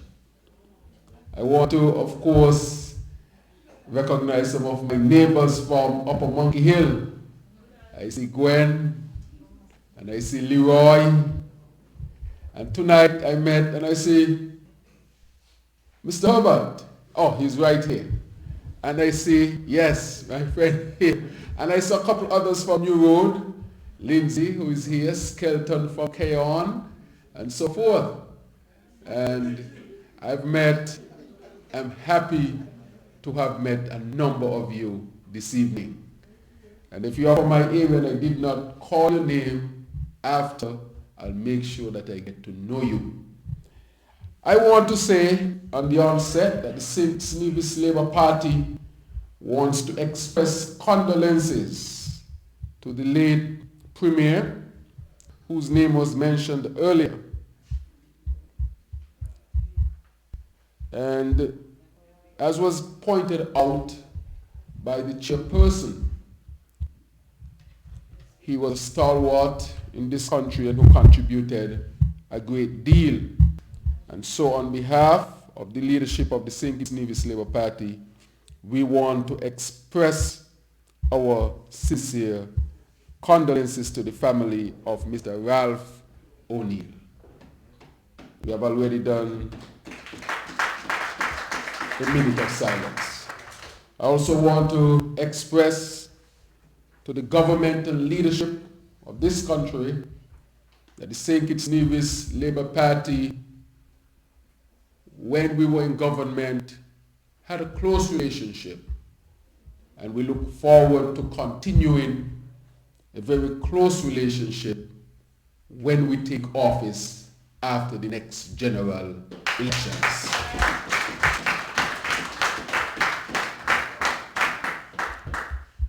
So without spending too much time here, giving you time to ask questions, we are the SKN Next Gen, or Next Gen SKN St. Kitts Nevis Labour Party.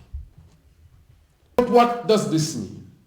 Over the last 4 years, Our party has gone through a process of listening, deep introspection, and consultation with our people. And as a result of that, we have come to our people and say that we are the next gen SKN Labour Party. But what does that mean? It means that we uphold the principle or the following principles of inclusiveness, that despite whatever differences you may have, you will be included in our agenda. Because what unites us far outweighs that which divides us. And so it does not matter your creed, your religion, your orientation, where in St. Kitts you are from, whether you're rich, whether you're poor, whether you live in St. Kitts or you live outside of St. Kitts as you are, we will include you in our national development agenda. We believe in consultation, for no government really can do everything on its own. A government that thinks that way is an arrogant government. And a government that is arrogant will soon lose its popularity among the people. And so we'll continue to consult with our people and ask our people, what is it you want to see? What is it you expect from us? So that together we can lead our country. That we are not powerful men trying to lead you down a road, but we are servant leaders who consult with our people to determine the direction in which we must go. We also believe in collaboration because we want our people to work together. Just recently, when I was in New York, I had conversations with specialists in medicine and nursing. As you would have heard from the speakers before me, that the healthcare situation in St. Kitts is really bad, needs a lot of help. And these are our overseas nationals who are well trained, have the expertise that we are looking for. Why not invite them to help us to build a good health structure in St. Kitts and Nevis? And in the same vein, we are going to be looking for experts even here in the BVI. For as Comrade Jeffrey said, we spoke to our classmate today, Kelvin Leibert, who took us to the arbitrary center. I think that is what it's called? Arbitration. And when you see a lot of the work that is being done, you have to respect it. Top class. Top class. And we are saying that we are looking for you, our people, to help us to bid. And that is why we say we have to collaborate. And that is why I keep saying you're not overseas voters. You're overseas national. You still have an interest in your country. And that is why you're here this evening. But we also want to propose that we want to be bold. And we want to introduce new ways of doing things. This is the 21st century. If you're in the 21st century and you are a builder and you're using 20th century technology that is obsolete, soon you'll find yourself out of jobs. And if a government cannot advance its people into the ways of the 21st century, that government will soon lose its purpose and the people will suffer. And so we have to be bold, and that is what Next Gen SN is all about. And what have we done being in opposition? We have introduced what you call the Code of Ethical Conduct. The first political party in our federation to do it. But why have we introduced a Code of Ethical Conduct? Because we have found it necessary to have standards by which people who would vie for political office should conduct themselves. Conduct themselves by. That is why you hear before us there is so much corruption in St. Kitts and Nevis like we had never seen before. And we have encouraged the other parties in St. Kitts to also sign on to Code of Ethical Conduct. But none has responded. And so we'll continue to encourage them, because at the end of the day, whichever government the people choose should be a government that should govern itself by standards of ethics that would ensure that the country is not used by a leader and his family to enrich themselves. And we'll continue to press for that. But when you look at our team is the best team for St. Kitts and Nevis. Best team for St. Kitts and Nevis, the St. Kitts and Nevis Labour Party team. Not one of our members has been accused of bribery or corruption in any court, whether in St. Kitts, in Europe, or throughout the world. We can boast of that. Not one of our members has been convicted of anything. We can boast of that because we had a vigorous process by which we used to select our candidates. And there had to be a background check to make sure that you're not in a hanky-panky business. And when we bring you forward, you bring hanky-panky business to the governance of St. Kitts and Nevis. Our team has men who have been in sports at the top level, though we are from a younger generation. Kenny is at the top of his game in sports. Still travels with the national team. Continue doing your work, Kenny. Jeffrey Hanley epitomizes what is youth, leadership, and organization. Brought forward the youth parliament and so forth. On top of his game. Leonardo Nelson in customs, who understands the workings and is a man of finance, is also top of his game. The Honorable Congressman had a consummate Calypsonian, winning crown after crown, a man who understands art and music and wants to bring that for the young people of St. Kitts and Nevis. And he's an engineer by profession. The Honorable Master Liebert, who is a lawyer by profession, former Speaker of the House, a woman champion, a parliamentarian, years of experience, brings to the table. His Excellency Steve Welsford, who will join us tomorrow in St. Thomas, Deputy Director of Social Security. And our Social Security had become, under his leadership, one of the best in the Caribbean and in the region. I think he valued over $1 billion at one point. Solid. And of course, I cannot leave out our comrade leader. Our comrade leader, who took St. Kitts in 1995 when we had about 47% poverty rate. And when he left, we were number one. He record speaks for him. Record speaks for him. I want to apologize on his behalf. He had to go to Europe urgently, and that is why he's not here this evening. But this government has brought a level of corruption that we have never seen in the English-speaking Caribbean for a very long time. You heard about the stem cell debacle that we had home in St. Kitts and Nevis. Our hospital was used to carry out experiments, unsanctioned experiments. The CMO, they brought blood products into our country. If I bring a plant from St. Kitts to Tortola, he has to go to the agricultural department, doesn't it?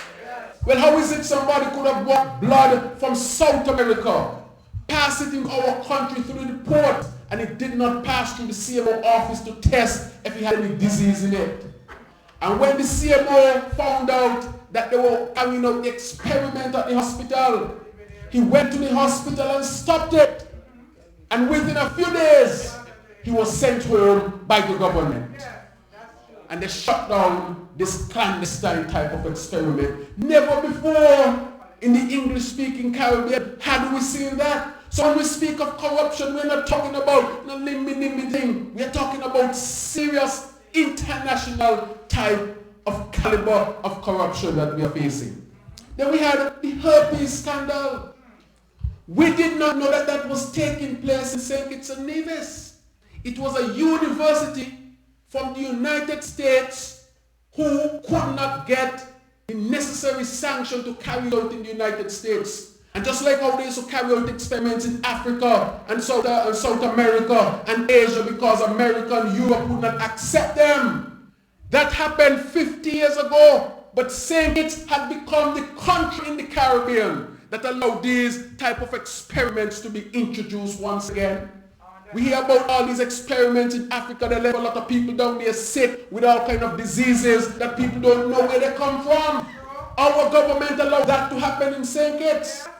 But it was the DA in the United States who was actually investigating the doctors from Southern Illinois University and unveiled the information. And then we found out that there was a research going on in St. Kitts. They actually were giving people some sort of vaccines, but the vaccines was causing a worse type of herpes. St. Kitts is now the epicenter of illegal, fraudulent, unethical, immoral type of experimentation, the type that took place in South America, Africa, and Asia over 50 years ago. That is what we are talking about. Then you heard about the Peter Verdi scandal. I wouldn't go into that. The first time in our history that a leader has been named in a reputable court with a transcript of voice over telephone, begging for shoes and watch and food and after party and late night party and $2 million. Not for the people of St. Kitts and Nevis, but for himself. He cannot deny it. And those who came to defend him, I said, look, just go on the UK website and you can easily pull it down. So I'm not talking about any little things that you can overlook. 3 ministers from the Caribbean were involved in that scandal. 2 of them have resigned. One from St. Lucia, one from St. Antigua. The only one who has not resigned is the one from St. Kitts and Nevis, and his name is Dr. Timothy Harris. He needs to resign too. Too much corruption. And I want to talk about the next level of corruption before I wrap up. Because I'm sure you all have heard recently about Lindsey Grant and Jonel Powell. And they're acting like nothing happened. I want to really say to you, to the people who are listening, and to the people of the BVI, that this actually happened. Actually happened. Let me tell you what actually took place. There was an investor or somebody who applied for citizenship by investment. There were the lawyers, Lindsey Grant and Jonel Powell. The gentleman sent $460,000 US to them since 2013. Nothing was done. His money could not be found.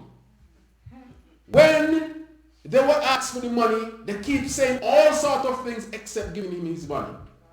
And so he took them to court. The court gave them a date as to when they are supposed to defend themselves. The purposefully allowed the day to come and go, trying to frustrate the court.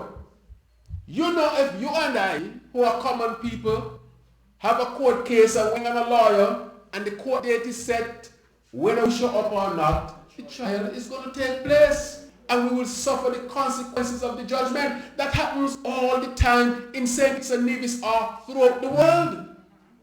So tell them that they are privileged, that they can just not respond to the court. So they could not find the man money on time, and they were frustrating the court. And so the court said if you don't put in a defense, the court has to automatically reach the conclusion that you are guilty. And so they have been found wanting because they violated trust. I'm asking the Bar Association of St. Kitts and Nevis if they can continue to practice law. Where is the man money? That is not the big thing. If you are a lawyer, you know if you take a client's money that you can go to court. That is a process that is available to the client. What then are you doing with the country's money where the people can't see? Think about it. A court has found you dishonest, guilty of misappropriation of a client's fund. A court, this is not my saying, this is a court that gave a judgment because you failed to defend yourself. And you can't come with the excuse, as some people legitimately have. Some people in St. Kitts will tell you, I can't afford a lawyer. And so whatever the court give, I take. But it's worth your lawyers. So that excuse does not fly. So the bigger question is, what are you doing with the people's money? Where we can't take you to court or see what's happening. That is a question that the people of St. Kitts and Nevis and you, the nationals, must ask. And if you have been found to misappropriating your client's money, how can I trust you with the treasury of St. Kitts and Nevis? You can't just have that with cheese or a dog with a bone. So how can you trust somebody who has shown in front of a court that they're willing to do what they want with their client's money? How can I trust you with the treasury's money? And that is why the economy in St. Kitts and Nevis went into a recession. That is why they did not want the IMF report to come forward the first time in the English-speaking Caribbean that I know of, that the government blocks an IMF report. Because they know that the IMF report would have reported that St. Kitts went into recession in 2017. We realized people couldn't find jobs. Shops were closing. All these things were happening. We said the country has to be in a recession. But the Prime Minister keeps saying it is not in a recession. And we said, show us the IMF report. And when the ACCB revised report came out, St. Kitts' economy grew negative 1.8%. Do you know what that means? It went into the negative. So it actually decreased. These are numbers. The courts are saying it. The numbers can't lie. The court cases are not lying. And that is why we are saying that this government has really practiced a lot of corruption, nepotism, bad governance, and it's hurting our people because at the end of the day, what we are seeing is a failed government and a failed economy. And so I want to wrap up by telling you what we intend to do to correct this. We have already started because all of us had to go through a very vigorous process to become a candidate. We are not perfect men, but of course we have to make sure that you were not involved in anything shady.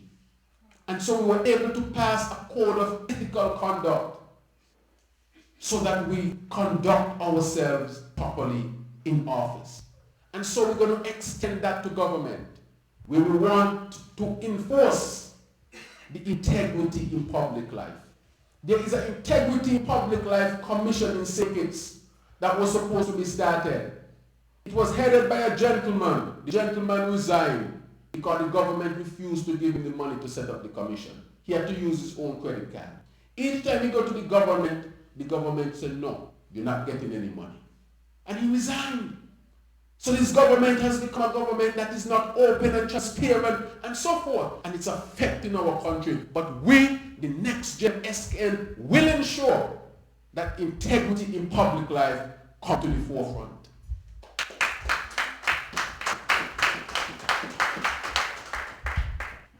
And so I want to finally say that I look forward to your questions, but I want to wrap up by saying and ask you, the people, to vote for your future. Vote for better St. Kitts and Nevis. The Labour Party in the past was not perfect. We are not perfect people. But we have worked hard to bring St. Kitts and Nevis to number one where we live. We're not asking you to vote for perfect men. We're asking you to vote for men and women who want to do right by you. We want you to know that the direction in which your country is going, people like to say all politicians are the same. I want to submit to you. You vote, and you vote until you get the government that you deserve. So if you gave Team Unity a chance last election, this election you say you did not perform, I'm going to vote you out and vote for the St. Kitts Nevis Labour Party. And if after 5 years, the St. Kitts Nevis Labour Party does not live up to the ideals that is espoused at this moment, you say we're going to vote you out. And continue to vote until you get the government that you deserve. Don't ever allow anybody to tell you not to exercise your right. And to you, the overseas nationals, will continue to fight for you to come home and exercise your franchise. Because last election, they came right here in the BVI and they told you to come home and support them and to help to change the country and to change the government. How is it just 4 years ago they said that you needed to come home to vote, and 4 years later with them in power they are telling you they're going to take away your right to vote? Well, that is hypocrisy and you cannot go for that. And so I'm asking you to please vote for the St. Kitts Nevis Labour Party. Thank you.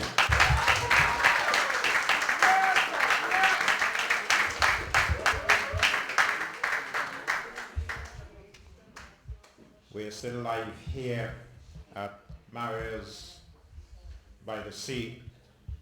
We just heard a passionate plea from Honorable Dr. Terence Drew. Let's give him a round of applause.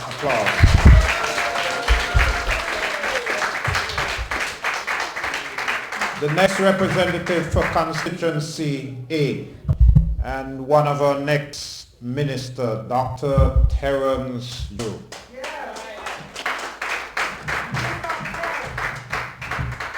Now, this is the time when we're going to mix and mingle at this town hall meeting. We are still live on ZBVI and we are logged on to the Facebook, SKNLP. For the remaining minutes on ZBVI Live, we're going to open the floor for questions. You know that the folks from the Twin Island, St. Kitts Nevis, they're very respectful. They love the leaders. So they're going to ask in a very respectful way pertinent questions. So I'm going to walk around. Who would wish to ask a question, let's mix and mingle, ask question, and let the young ministers, representative of St. Kitts Nevis Labour Party, know what your concerns are. Thank you. I was listening to Freedom a few weeks ago, and I heard an elderly man. He called in about medication. I think he was about 94 years old, and he had problems in buying medication. I would like to know, when we elect you all, what plans you all have for the elderly when it comes to medication, when it comes to their health. The old ones, the elderly, they have served and at a point in their life they should be treated with honor. So that's one question. I would like you all to shout it out on the mountaintop, in the valley, on the streets, in the air, everywhere. Tell us what you all have done, what labor has done. I'm getting mixed up in here. Labor, correct. What labor has done? What was done with the hotels? The Hyatt? I think for once a Koi. Oh, you all know them all. Tell us who did them. Because I was hearing someone say that unity is taking credit. So I want you all to shout it out. Let us know what my party Labour has done.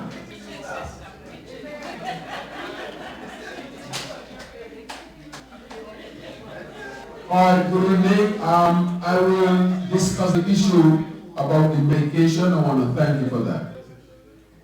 The situation of healthcare in St. Kitts and Nevis is in dire straits, believe me. Sometimes I practice internal medicine. I'm a specialist in internal medicine, a diplomat of the American Board of Internal Medicine.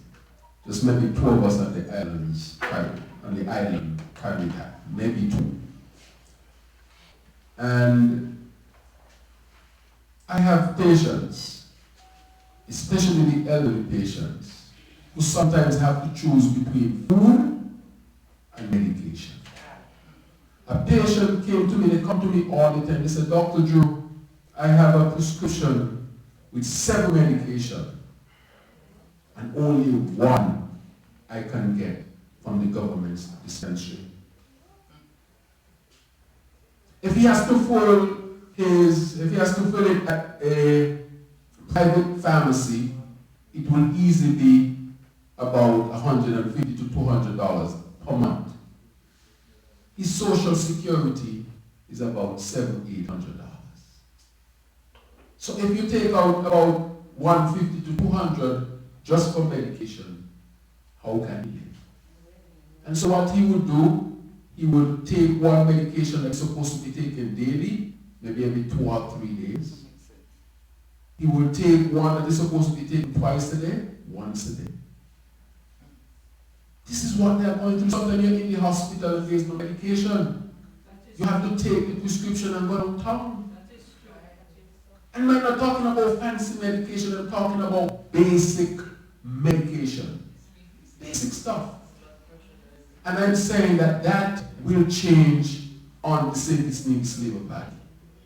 Because I, as a medical doctor who has first-hand knowledge of all of this, will ensure that elderly patients do not have to choose between food and medication. And not only that, as I lay out the plan and the program for this one, going forward, I think our elderly and retirees will be very happy with the plan that will come forward. Already in healthcare, we have committed to building a brand new state-of-the-art hospital.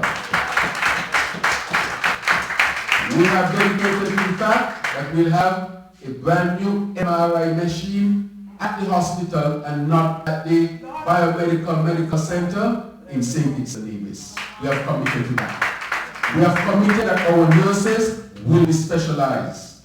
We have committed that our doctors will be specialized. I remember in the old time days, people used to leave the BVI and come to doctor in St. Kitts. Now people want to leave St. Kitts and come to doctor in the BVI. We have to reverse that trend and put St. Kitts back to where the Honorable Robert Bratcher intended to be, and that was number 1 in healthcare. And leading off from our comrade Chia, you would have heard in my presentation that I spoke passionately about the elderly as well. This will be a focus not only in my constituency, but the country on a whole. For 2 we are going to utilize our community centers, and that is not happening the way they ought to be. within weeks of taking office, the elderlies who are in my constituency, the community center will have that daycare opportunity where you can take your loved one, drop them off, have activities for them, and then you collect them. They can make the announcement about that. And they cannot challenge me because they know that when I speak it into being. When I manage the PEP program, persons living with disabilities were looked down on. I took it upon myself, went around the entire country, and took those persons who are living with disabilities and impairment and put them in a community center, and the PEP program was able to assist them in training. So you have blind people being able to send emails to their own people. They know the computer. They've been taught certain skills. I did that when I wasn't a minister, so you can only imagine what will happen. Of course, we are going to renovate the Garden Home, but we're taking it a step further in constructing at least 2 more elderly homes, because there are some persons who want to partner with government. You would be or can be in a position where you don't mind putting your loved one in a home that you know they will get that care that they are expected to get. And you won't mind either paying the cost once it is going to be what we say we are going to do. So I have no more worries about that. And as I said, I have been going around checking my old people, taking the pressure and all those things. Dr. Drew will tell you that we have already had discussions where we're going to train in my constituency. And I'm not talking about when I get in government, I'm talking about when we return home. We are training them to take the blood pressure and the blood sugar. And they are going to be going with me when I am going in that additional support. So the elderly will be taken care of in our country. Thank you. I want to say thanks to the management and staff of ZBI for hosting us live tonight. We really want to appreciate the cooperation. We're off the air now, but we're still live here at the town hall. Log on to SKN LP on Facebook. We're continuing live. And don't you love these young men? Oh, you sound like you're about to fall asleep. Don't you really love these young brilliant people?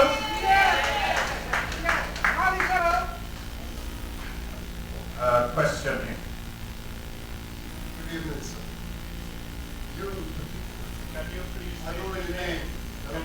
My name is Hodge, and I'm from Nevis. I haven't heard much mention about Nevis tonight, all night. That's number one. Number two, there's a lot of discussion about corruption, particularly coming from, I don't know your name, sir. Dr. Drew. No, not Dr. Drew. I know you, Dr. Drew. Oh, okay. I know of you, Dr. Drew. Yes, sir. Yes. One, in particular, you talk about the corruption in terms of the Harris's sisters in the court. Tell this audience how long have the Harris's sisters been in the court, whether it's now or when the Labour Party was in power before. That's one. Those two sisters. Because I know Janice has always been the deputy registrar. That's number one. Number two, if there is so much corruption in St. Kitts and Nevis and the economy is bad, how on earth has the government managed to give 3-4 Christmas double bonus? Where in the Caribbean or anywhere else in the world has that happened? That's the next thing. In the previous Labour Party, according to you, 1,000 plus houses were built. Were they built under Douglas' ministry, or were they belong to Dr. Harris's ministry? Funny. Shed some light. Okay, I'm going to let them answer, but I think what they did answer that the part about the building of the houses was under the Labour administration. The Labour administration. The Labour administration. They were built under the thousands. They didn't say that, but if they wanted to use one to it, they'll do it. Yes, we need it. My friend, my name is Leon Nathan Nelson. Thank you. And usually they call me Leon Winning Nathan Nelson. Yes. But I really want to thank you for the questions. And so I will give you the answers in which you deserve. I didn't mention Janine and Donna Harris in the same breath as I said corruption. I mentioned corruption in shortest form is with Timothy Harris. I mentioned Donna and Janine under nepotism. That's not correct. Where Timothy Harris places siblings into top positions across the government.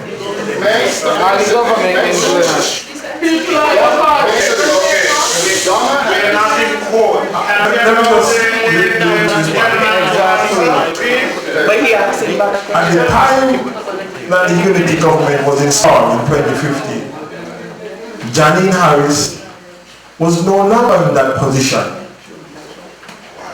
Why? Hold on. At the time of that government being installed, Donna Harris was not in that position. As a matter of fact, hold on, sir. To get that position was not even advertised as fiscal. So that is why I mentioned all the nepotism of Janine and Donna Harris. You mentioned about how does the government gets to pay double salary every year. Well, let me tell you this. They inherited $950 million in the treasury left by the Labour government, to which they have been spending, and we don't have one clue of how that money is being spent. Where is the IMF report? We don't even get the SIDF report. You mentioned about houses. In that same town hall meeting to which I mentioned,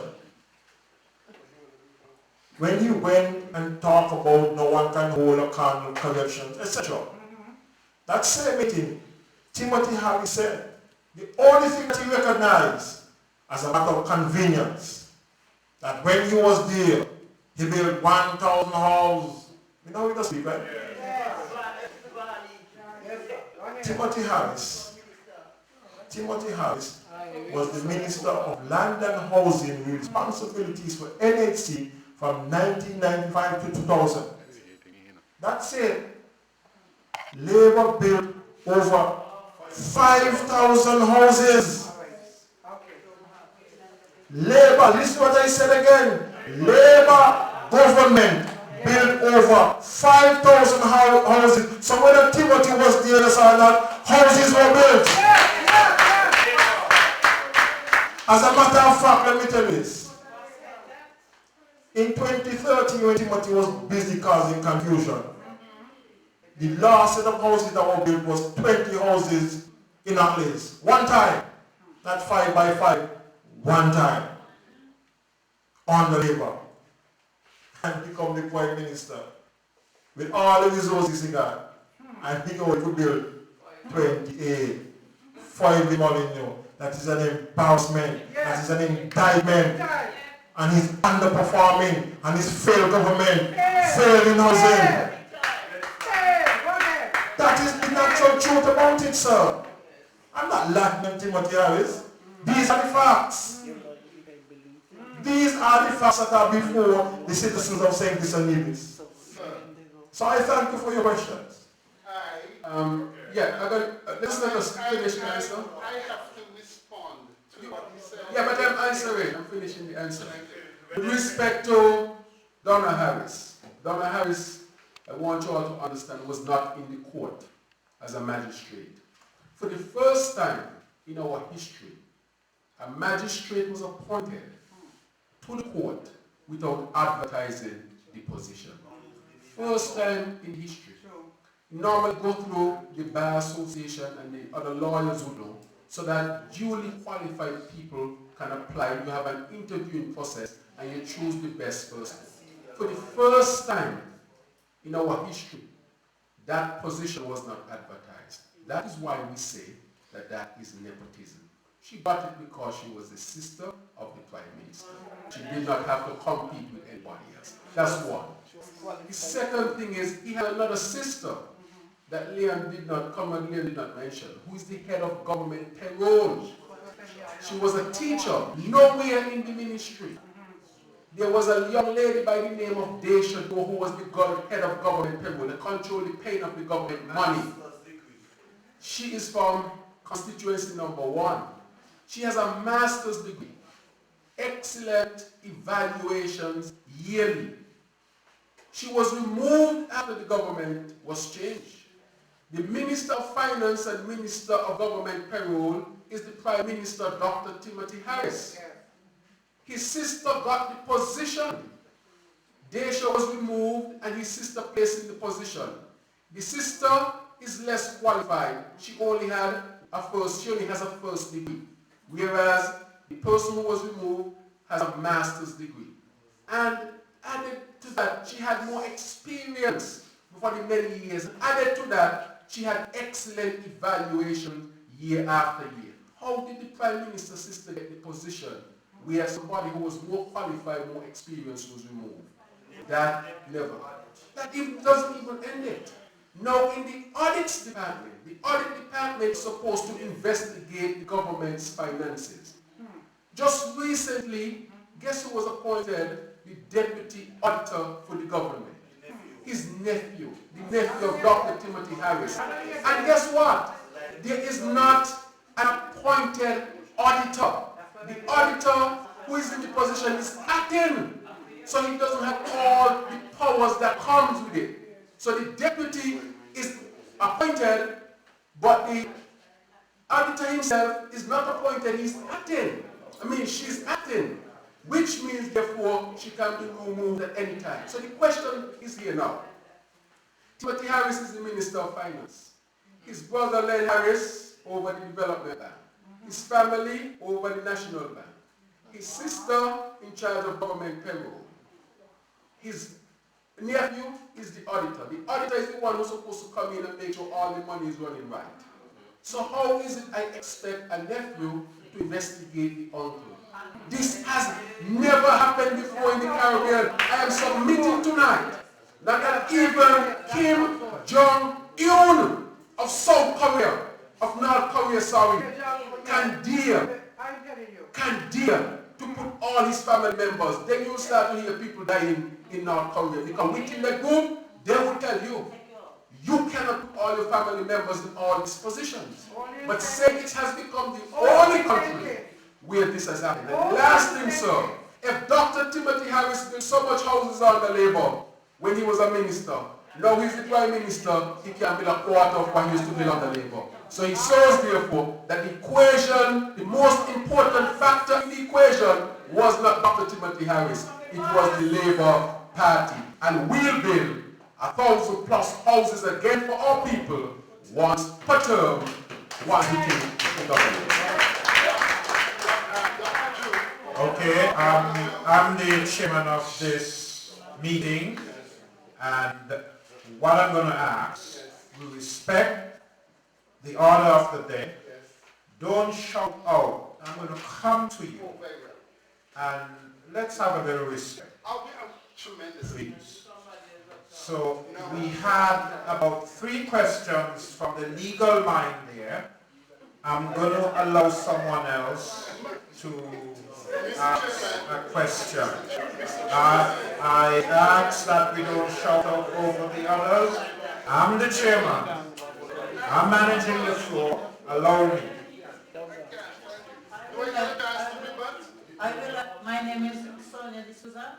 I would like to know if the St. Kitts Labour Party is a Harris courthouse or how it is run, because it seems as though only the Harrises then put the government to run it. St. Kitts. Unity Party to run St. Kitts. Mr. Keynes, let me come to the hallway. Stop. Can I get to here?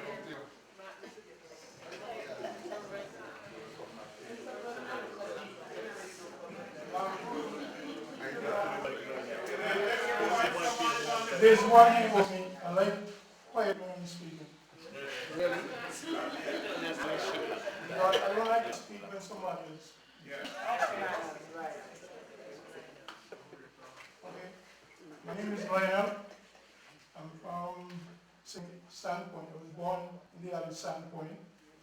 Grew up in La Valley. And some of my reading was fiction. Now, you would call me Keynes, Richards, or Dawson.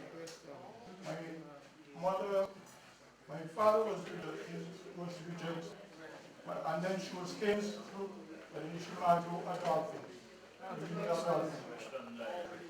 Now, I went home in August because I planned to retire this year and go back home. I went home in August to buy some furniture and so to put in the house. And I asked a question, and they said they couldn't answer it. So they told me I have to ask actually, what's his name?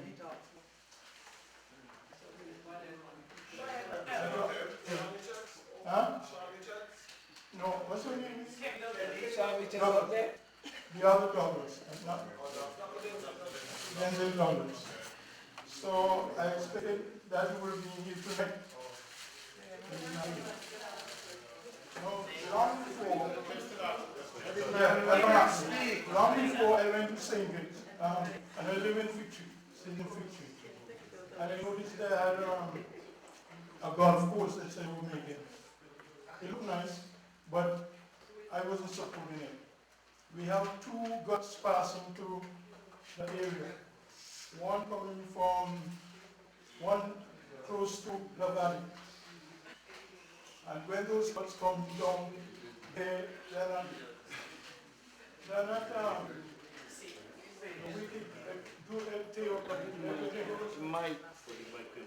yes. And well, I did not agree with it. Let me ask a question. Let us speech. I'm going to ask the question. Order, please. One young man at the mic, allow him to speak. I'll dictate The question, when I went home August, I asked what happened here. There was a dead end. I used to walk up the valley. I used to go on down to Cranston and all that. So they told me to ask them. I heard that they were supposed to build a hotel or something. But they said that a long time ago. I want to know what they're going to do with that forest. No forest. That used to be my favorite home. For over my long from Cranston to Fitchie. was my playground. I used to run a lot, swim a lot. So I wanted to know what they're going to do. And it looked like a forest, what they're going to do with that area. I'm trying to get to the valley, walk around that way, and get there, walk around, I want to know if their road to go to the valley. And they said, no, can't get up there. I want to know what they're going to do with that area. Where you used to farm and play home.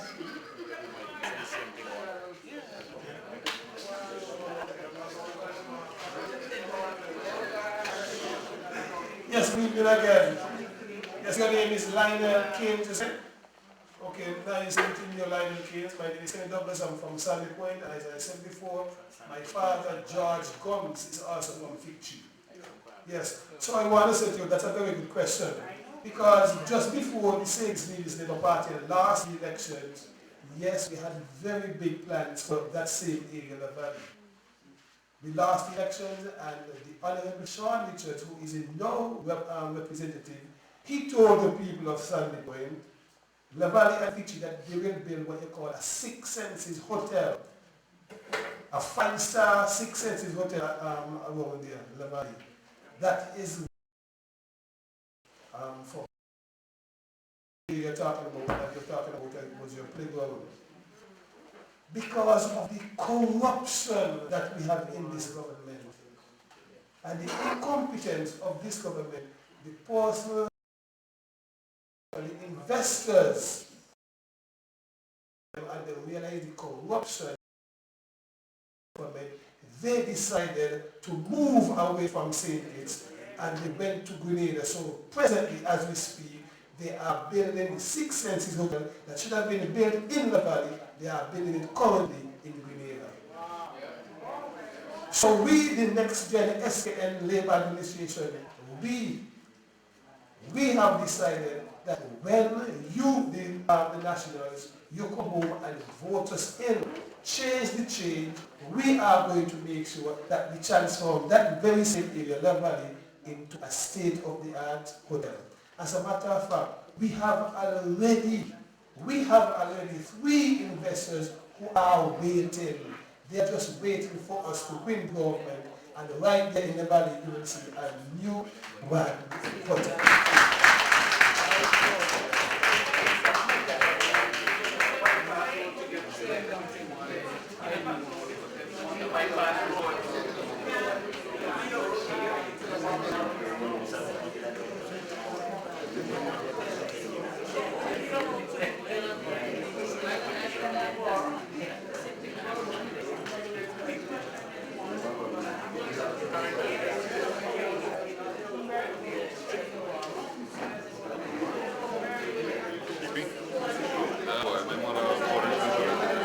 Right, we have some refreshments in the back, and I would like to ask the organizer. She said, okay, we just hold on a little bit, because I know it's getting kind of late.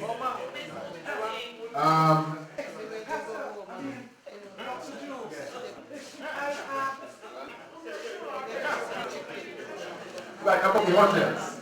Yes, we'll do that. For the person who spoke about the Harris and Unity and the court, trust me, they control all the money. Can you imagine? The Harris family controls about $10 billion of money and assets in St. Kitts and Nevis. They control that. So, at Sunday afternoon, the Harris family can sit down for dinner, and their dinner table is more powerful than the cabinet of St. Kitts and Nevis. Because of the positions that it controls. And I didn't mention that Donna Harris is on skeleton mode. I did not even mention that Lenwood Harris is on Social Security board. I wish I did the jail. So, they just control everything. Alright, so I think just imagine Len Harris, the brother of Timothy Harris, having more say when he's the CEO of the Development Bank, a position he was appointed to since his brother got prime ministership. Just imagine Len Harris have more say about the government treasury than the accountant general.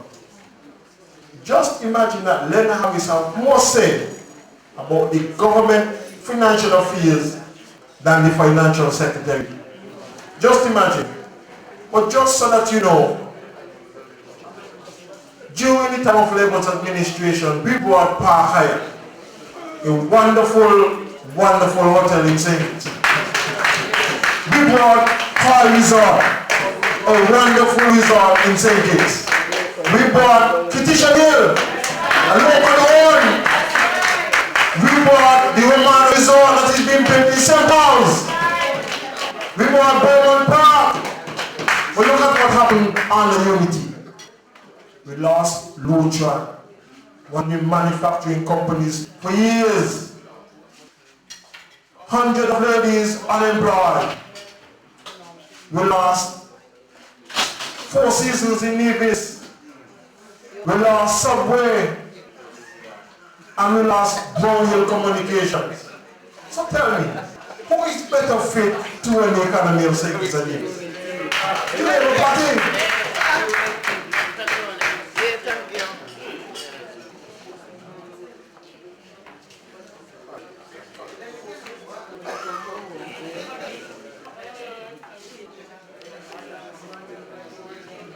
Okay, we are going to have some swallowship while we fellowship. So let's do some swallowship while we fellowship. Still town hall meeting. What might be best, gentlemen? Can we hang on, please? Can we hang on? We're going to mingle and dingle, but I think it's appropriate for us to serve these fine, decent, honorable gentlemen. So I'm going to ask,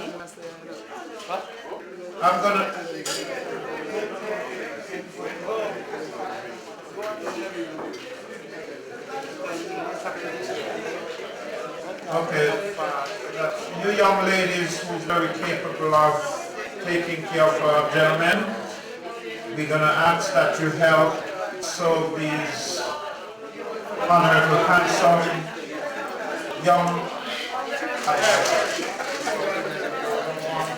And so what? So we are still open for questions, but I'm going to allow the...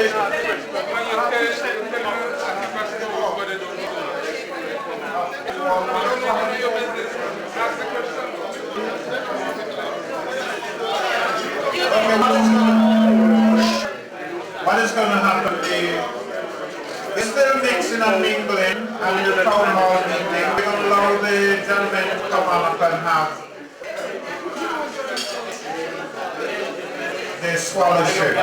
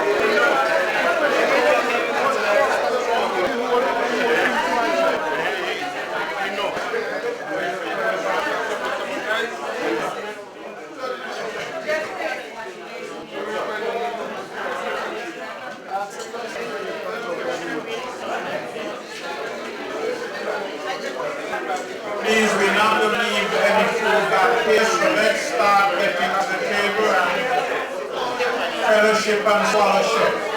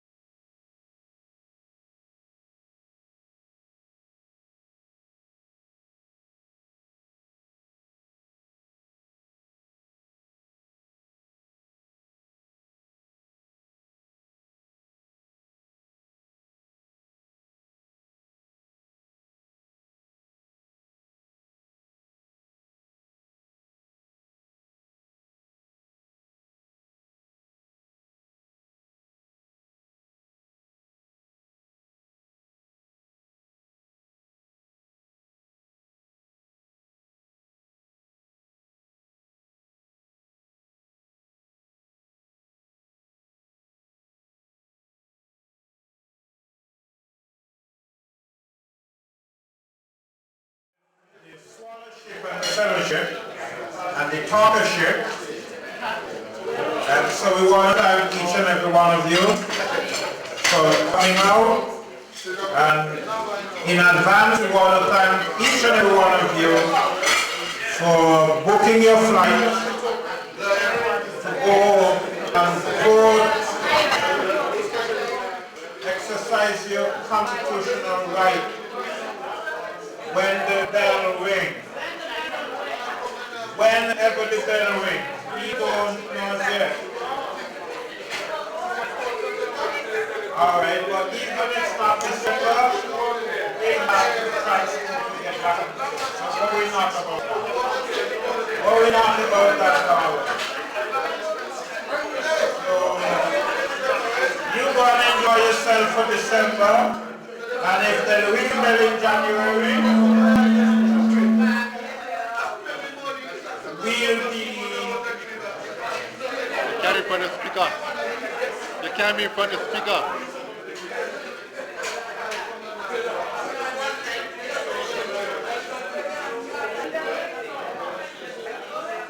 Okay, what I'm going to do in closing off, I'm going to ask Honorable Dr. Drew to explain to us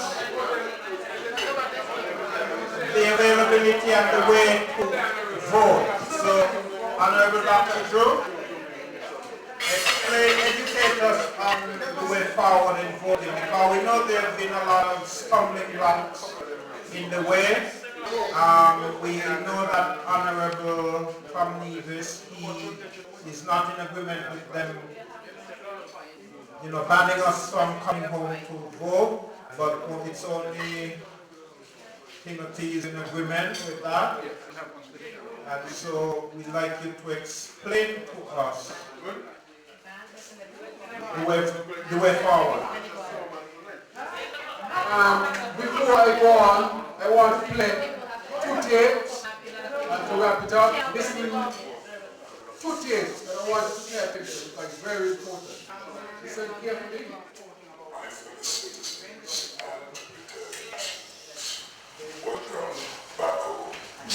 You're here at the most significant moment in the history of our country.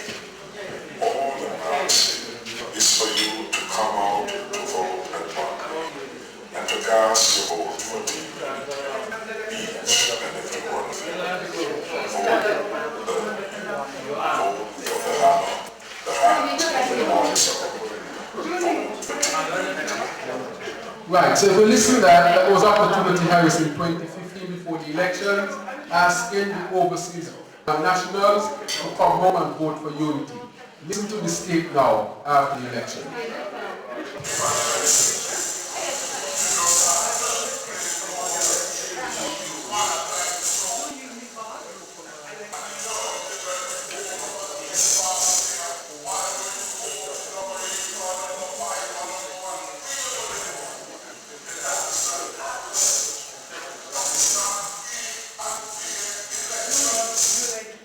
If you listen to it carefully, you will hear that before the election, if you believe that in principle, he's saying that come home and vote for Team Unity.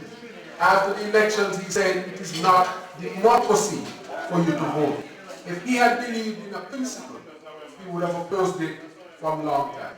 So he said one thing before the elections, and he said something else after the elections. But nonetheless, let me tell you some of the things that have been happening in the electoral office. After the government changed, the electoral office was illegally shut down.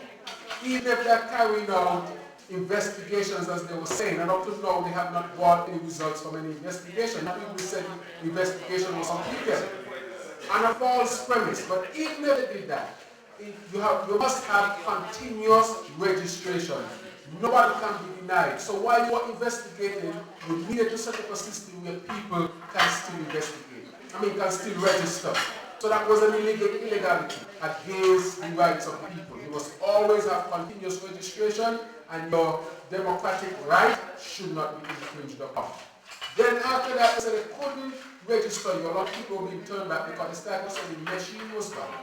And we kept saying, how can the machine down? Even if the machine down, we must have a paper method to have people registered. and they were not pursuing initially that paper registration. So a lot of people turned back, oh, you can't register the machine down, and week after week after week, we lamented on the radio that people must have the right to register. However, that was not done. The third thing now is that with respect to your ID, if you have the chance to renew your ID, you really should renew your ID. However, you can vote with any government issued ID once your name is on the voters list. That is the truth. So you can use a passport, you can use your social security card or your driver's license. You can use it. Now the problem that is this: when the machine was down, why is it we was so vehement about getting the machine up? Because they are elderly patients or elderly people. They don't work, so they no longer have a valid social security. They don't drive, so they don't have a driver's license. They don't travel, so they don't have a passport. So they could have showed up to the polls without any form of ID.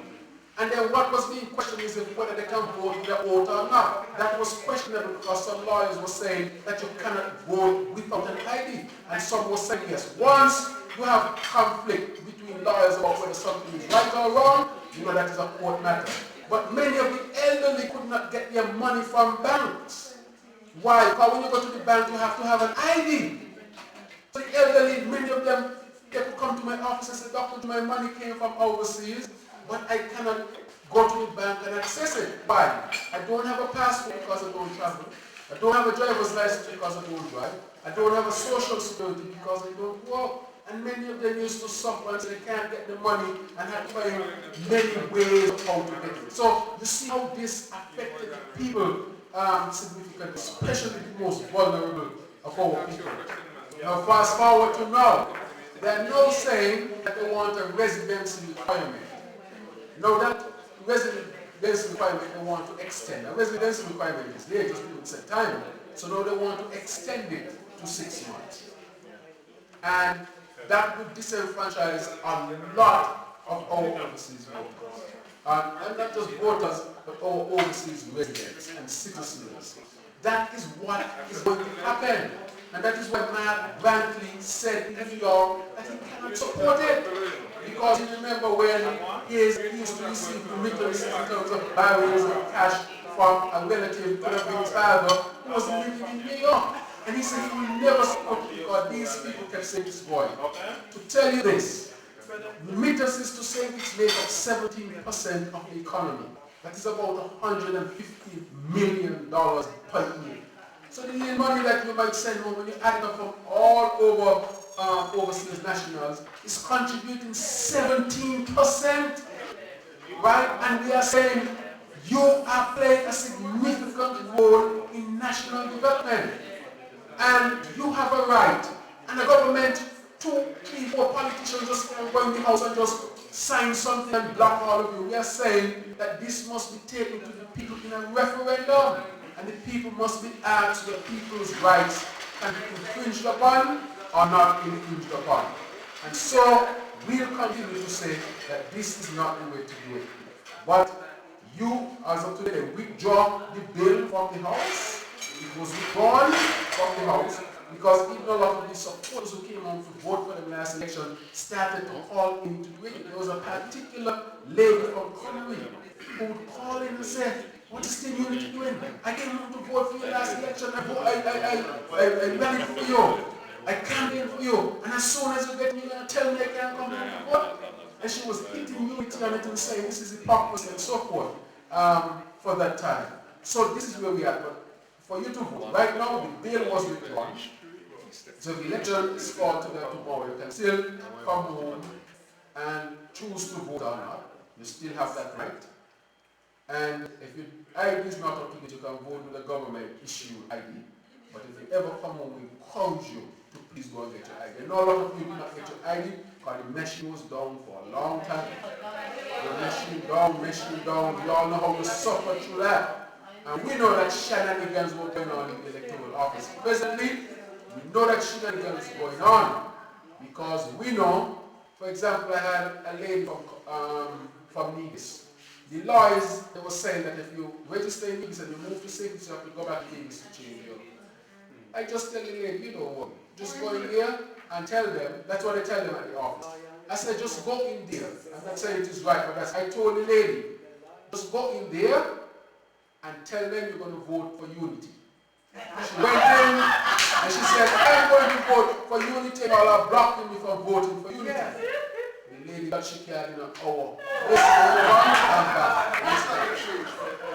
That, I'm telling you that's the truth.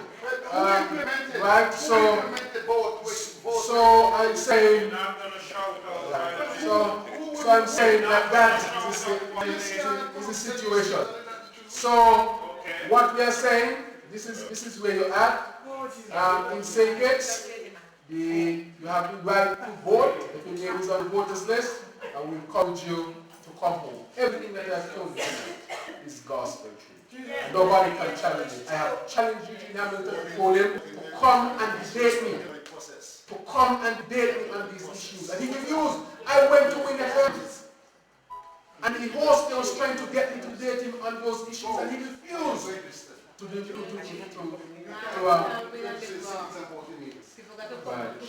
all right. So I want to take this opportunity to thank all of you for coming out this evening, and I hope that I have cleared up so many things for you all. I encourage you all once again to come home and exercise your right. If you choose to vote, whether you want or not, that is your right. But I want to encourage you to vote for the safest, nearest Labour Party. As Leon said, come home for everything. Music festival, Christmas, to see your family, all kinds of things you can come home for. And including, you can come home to vote. Thank you. Good night. I appreciate your presence. Thank you. God bless you all, and have a good night to each and every one of you. And I also want to thank Honorable Matt Brantley for not agreeing with team dishonesty and not us for coming home to vote.